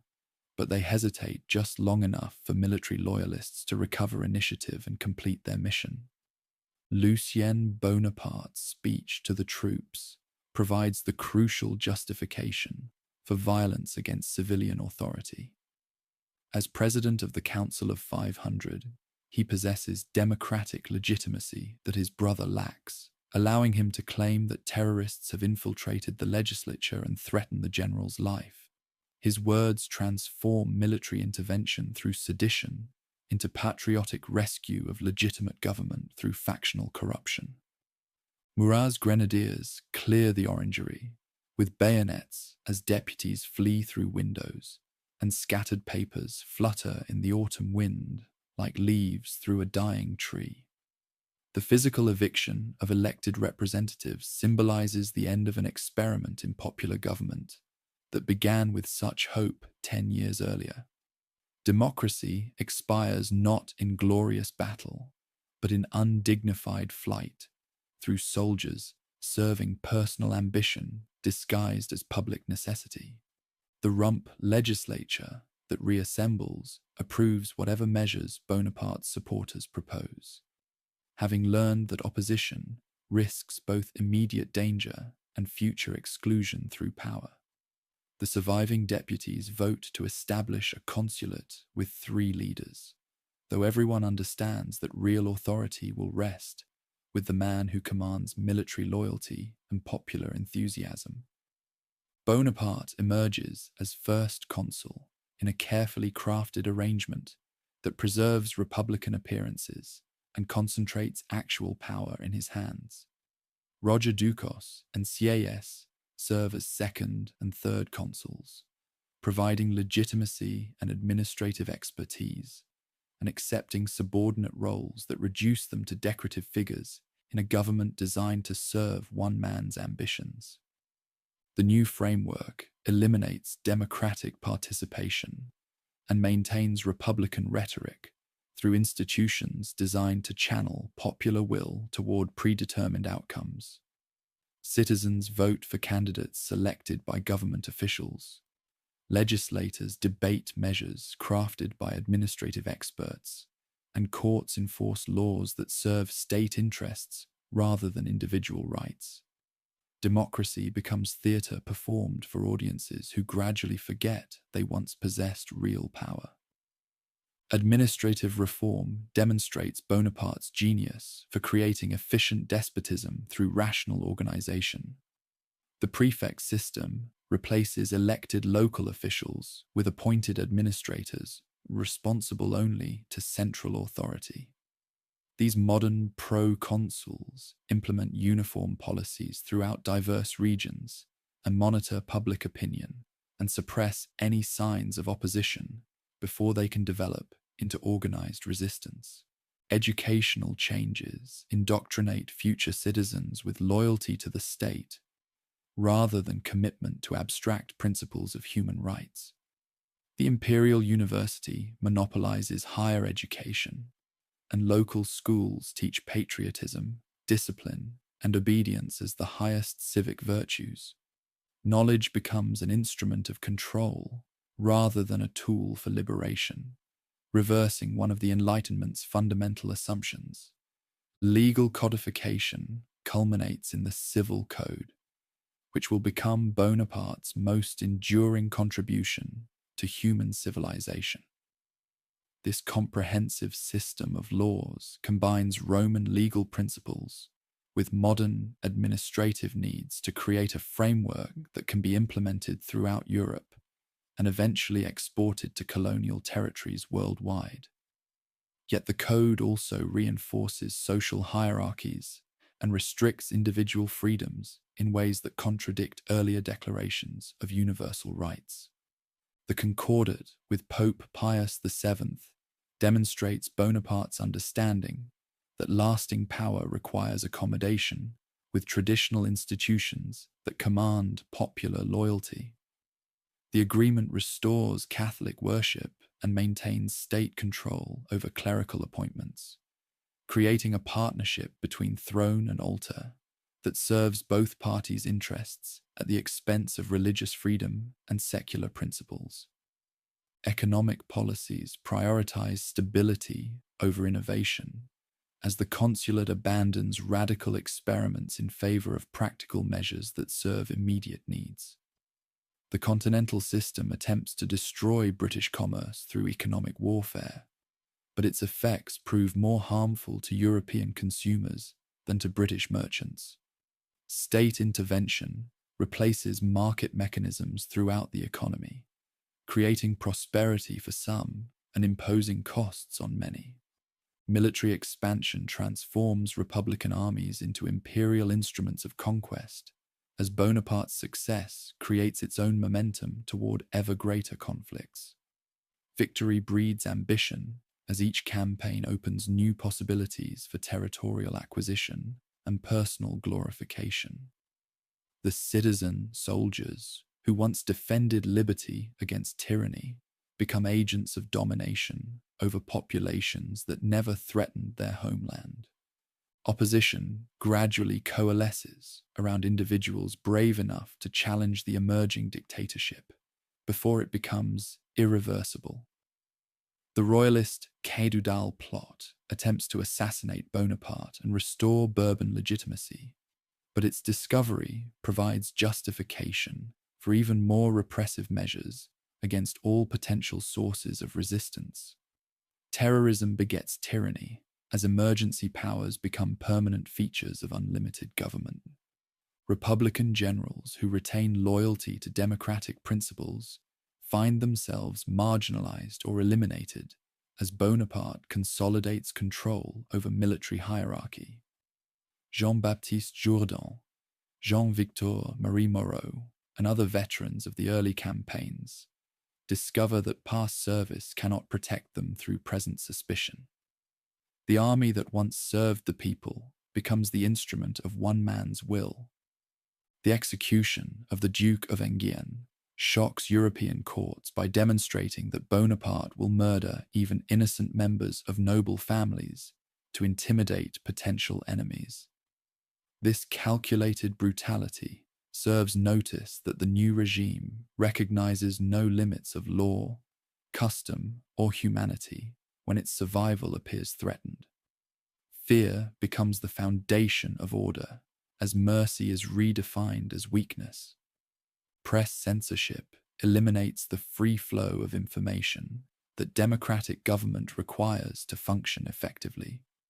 Newspapers become government mouthpieces, and independent journalists face imprisonment or exile. Public opinion, once the driving force of radical transformation, becomes a manufactured product designed to serve state purposes rather than express popular will. The Senate's offer of the imperial title provides legal legitimacy for the final abandonment of republican institutions.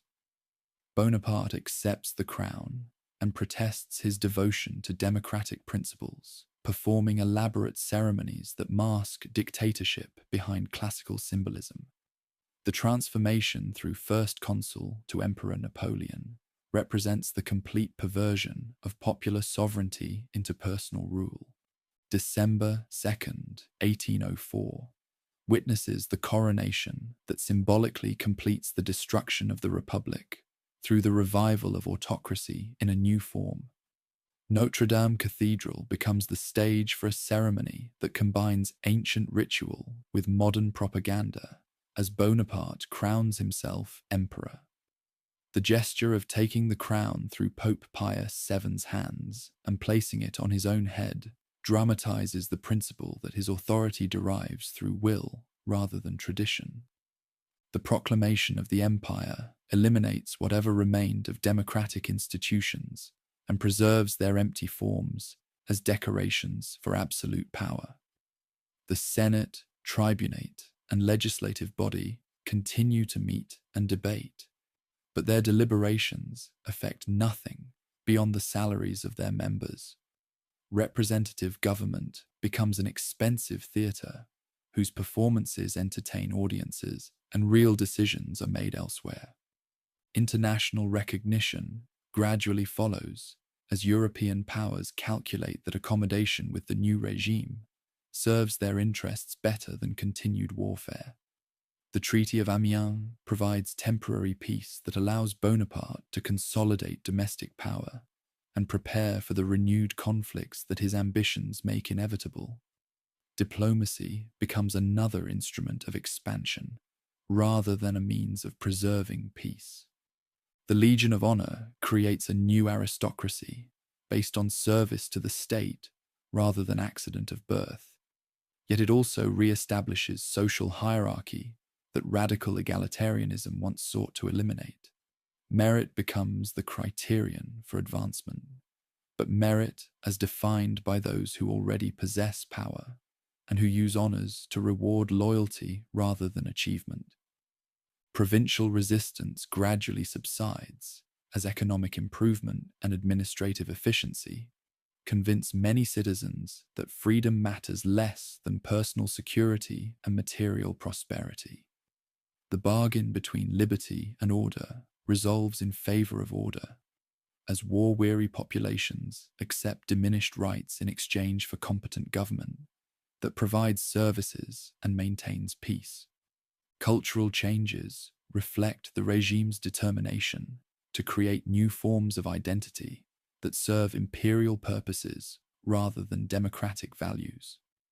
Art, literature, and architecture celebrate military glory and administrative achievement, and ignore or suppress themes that might encourage critical thinking about governmental authority.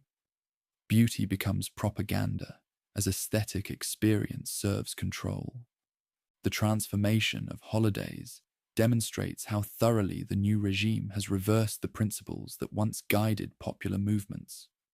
Republican festivals celebrating civic equality give way to imperial ceremonies honoring military hierarchy.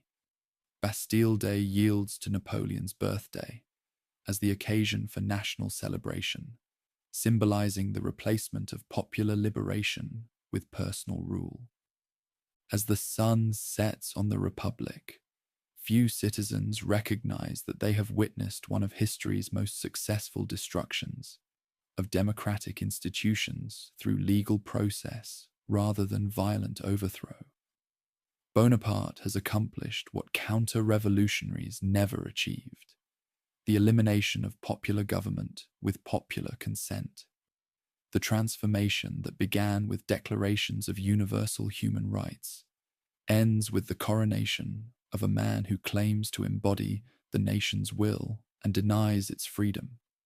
The uprising dies not through conquest or domestic rebellion, but through the voluntary surrender of principles that once seemed sacred to those who proclaimed them. Napoleon's genius lies not in military victory, but in persuading people to abandon liberty for efficiency, equality for order, and democracy for competent dictatorship. The empire rises through the republic's ashes, phoenix-like, transformed yet recognizable, the fulfillment of radical energy directed toward ends that radicals never intended. 10 years after the execution of Robespierre, 5 years after the Directory's collapse, the people discover that they have traded the chaos of freedom for the stability of subjection. Whether this bargain serves their long-term interests remains a question that only history can answer, but the immediate result seems clear. The nation that taught Europe the meaning of popular sovereignty has voluntarily returned to the ancient pattern of personal rule, proving that democracy's greatest enemy may be democracy itself. The last candle flickers in the Palace of Versailles as workers dismantle the Hall of Mirrors, transforming what once symbolized absolute power into a museum of vanished grandeur. 15 years have passed since angry crowds stormed the Bastille, yet the world they created bears little resemblance to the utopia that radicals once imagined. The transformation that began with such noble aspirations has produced an empire more powerful than any monarch ever wielded, raising fundamental questions about human nature, democratic government, and the price of social change. The Ancien Régime lies buried beneath the rubble of its own contradictions, never to rise again despite the nostalgia of émigré nobles shivering in foreign courts. Feudalism has perished not only in the homeland, but throughout the territories where Bonaparte's armies carry their banners. No power on earth can restore the world of seigneurial dues, hereditary privilege, and legal inequality that shaped European society for 1,000 years. The clock of history cannot be turned backward, however much traditionalists might wish otherwise. Legal transformation proves the most durable achievement of the radical decade, outlasting the governments that created it and spreading far beyond the borders where it originated. The civil code becomes a model for legal systems throughout Europe and eventually reaches every continent where European influence penetrates. Its principles of legal equality, property rights, and administrative rationality reshape societies from Spain to Poland, from Haiti to Louisiana. Civil equality before the law destroys the formal hierarchy that once divided society into rigid castes determined by birth rather than merit. The son of a peasant can now compete with the descendant of nobles for positions that were once reserved for aristocratic bloodlines. Legal disabilities based on religion vanish as Jews, Protestants, and Catholics gain equal standing in courts that no longer recognize spiritual authority over temporal matters. Property rights receive sacred protection that shields individual ownership from both feudal obligations and communal claims. The bourgeoisie, who led the transformation, ensure that their economic interests gain legal sanction that makes future confiscation extremely difficult. Land becomes a commodity that can be bought and sold freely, rather than a feudal trust that binds families to ancient obligations. Administrative rationality replaces the chaotic patchwork of local customs that once governed different regions according to traditions that varied from village to village. Uniform laws, standardized procedures, and centralized authority create predictable conditions for commerce, travel, and communication that stimulate economic development throughout the territory. Social mobility increases dramatically as careers open to talent rather than birth, allowing individuals to rise according to their abilities rather than their ancestry. The imperial university, military academies, and administrative schools provide pathways for advancement that bypass traditional gatekeepers who once monopolized opportunities for their own families and clients. Yet social transformation remains incomplete as gender hierarchies survive the destruction of aristocratic privilege. The civil code enshrines male authority within families, denying women the legal equality that men have gained through the elimination of noble status. Olympe de Gouges' vision of universal human rights yields to Napoleon's preference for domestic order based on masculine supremacy. Economic development accelerates under conditions of legal security and administrative efficiency that the new order provides. Internal trade barriers disappear, creating a national market that allows specialization and exchange on an unprecedented scale. Roads improve, canals multiply, and nascent industries benefit from protection against foreign competition and access to continental markets. The continental system, despite its ultimate failure, demonstrates how economic policy can become an instrument of international struggle. The attempt to strangle British commerce through European cooperation prefigures later efforts at economic integration, though Napoleon's methods rely on military coercion rather than voluntary agreement. Religious settlement through the Concordat establishes a pattern of church-state relations that influences Catholic countries throughout the 19th century. The agreement preserves Catholic worship and clerical hierarchy while subjecting church personnel to state authority in ways that reduce religious independence without eliminating spiritual influence entirely. Educational reform creates the foundation for modern mass schooling, that will eventually spread throughout the Western world. The emphasis on patriotic loyalty, practical skills, and social discipline shapes curricula that prioritize civic utility over individual creativity or critical thinking. Knowledge becomes a tool for creating useful citizens rather than free-thinking individuals. Military innovation transforms warfare through the combination of mass conscription, professional leadership, and nationalist motivation that makes citizen armies superior to mercenary forces. The levée en masse introduces the concept of total war, where entire populations mobilize for military effort, fundamentally altering the relationship between states and societies. Tactical developments pioneered during the period influenced military doctrine for generations, as officers throughout Europe study the campaigns that carried tricolour banners from Madrid to Moscow. Artillery concentration, rapid marching, and coordinated combined arms operations become standard practices that shape conflicts well into the industrial age. Nationalist ideology emerges as one of the transformation's most powerful exports, inspiring liberation movements throughout Europe and eventually around the world. The principle that peoples sharing language, culture, and history possess the right to govern themselves challenges multi-ethnic empires and provides justification for independent struggles from Ireland to Greece. The concept of popular sovereignty travels beyond European borders to influence independence movements in Latin America, where Simón Bolívar, José de San Martín, and other liberators adapt radical principles to local conditions.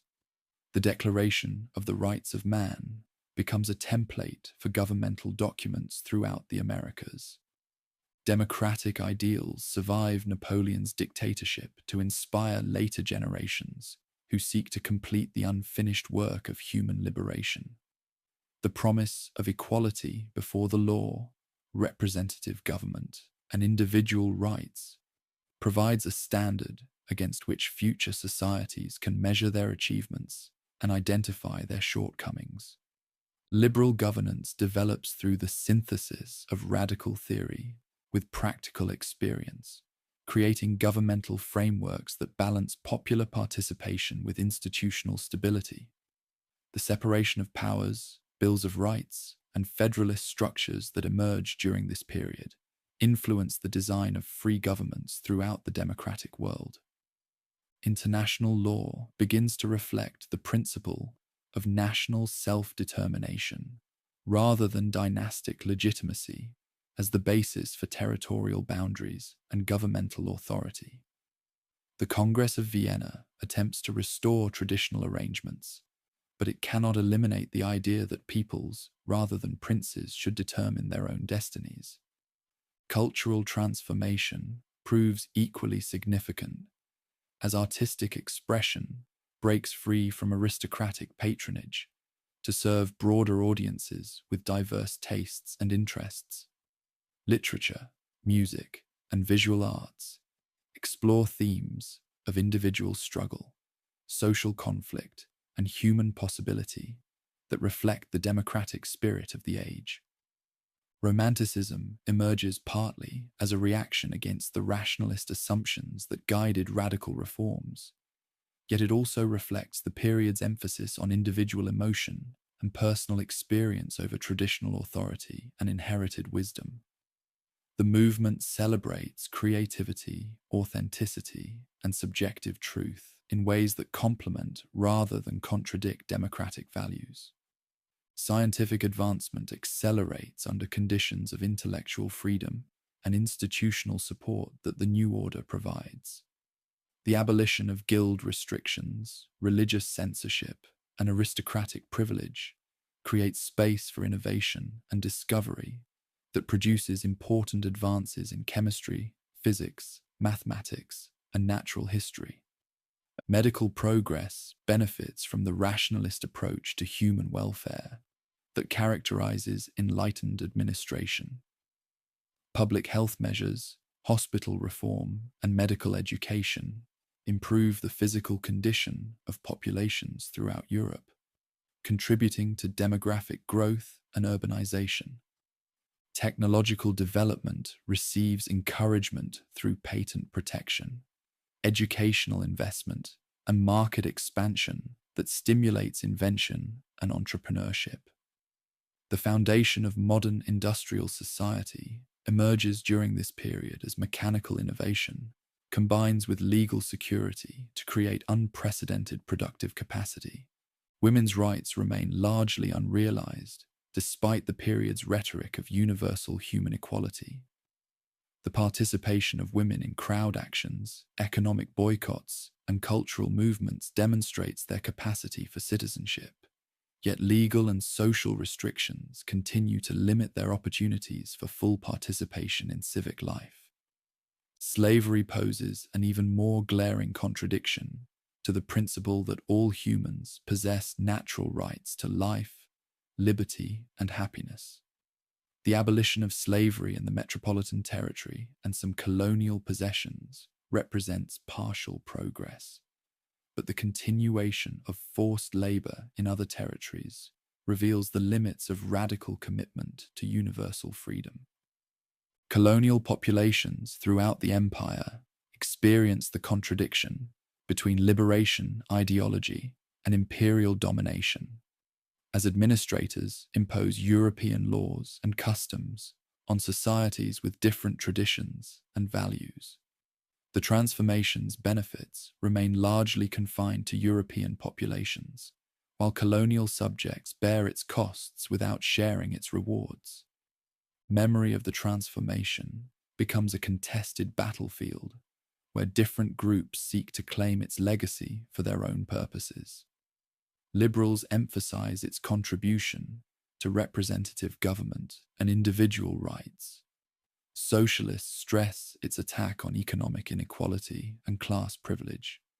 Nationalists celebrate its role in creating popular sovereignty and cultural identity. Conservative critics argue that the period demonstrates the dangers of radical change and popular government, pointing to the terror's violence and Napoleon's dictatorship as inevitable consequences of democratic excess.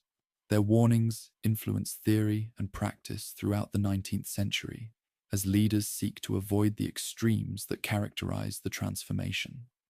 The question of whether the tremendous costs in human life and social disruption were justified by the achievements remains fiercely debated by historians, philosophers, and citizens who must evaluate the trade-offs between stability and progress, order and freedom, tradition and innovation. Economic inequality persists despite legal equality, as market capitalism creates new forms of wealth concentration that may be more flexible than feudal hierarchy, but are no less real in their effects on individual opportunity and social mobility. The bourgeois victory over aristocracy does not eliminate class distinctions, but transforms their basis and character. The cycle of expansion and reaction that characterizes the period establishes a pattern that will repeat throughout the modern era as societies oscillate between periods of rapid change and conservative consolidation. The transformation provides both inspiration for future reformers and warnings about the difficulties of implementing radical visions. International influence spreads through multiple channels as exiled radicals, traveling intellectuals, and conquering armies carry new ideas throughout Europe and beyond.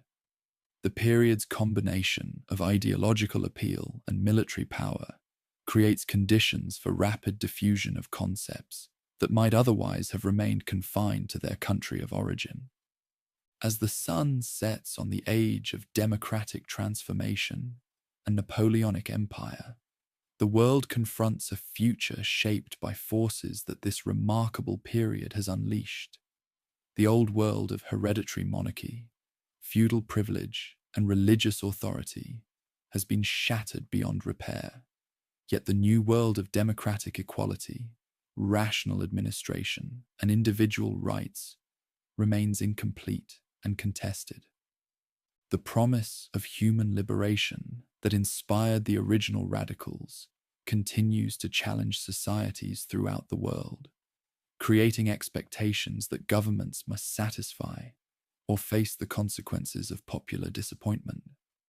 The genie of democratic aspiration, once released from its bottle, cannot be forced back into confinement by those who fear its power.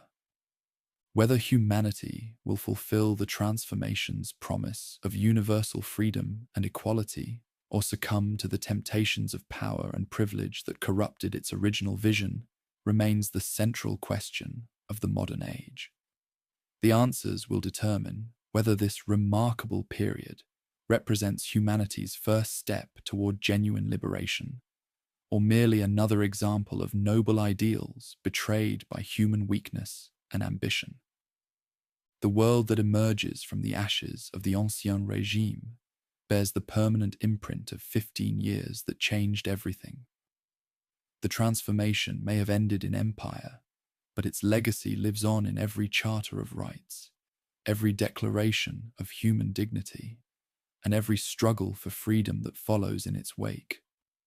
The real conclusion of this story lies not in the past, but in the future that each generation must create for itself.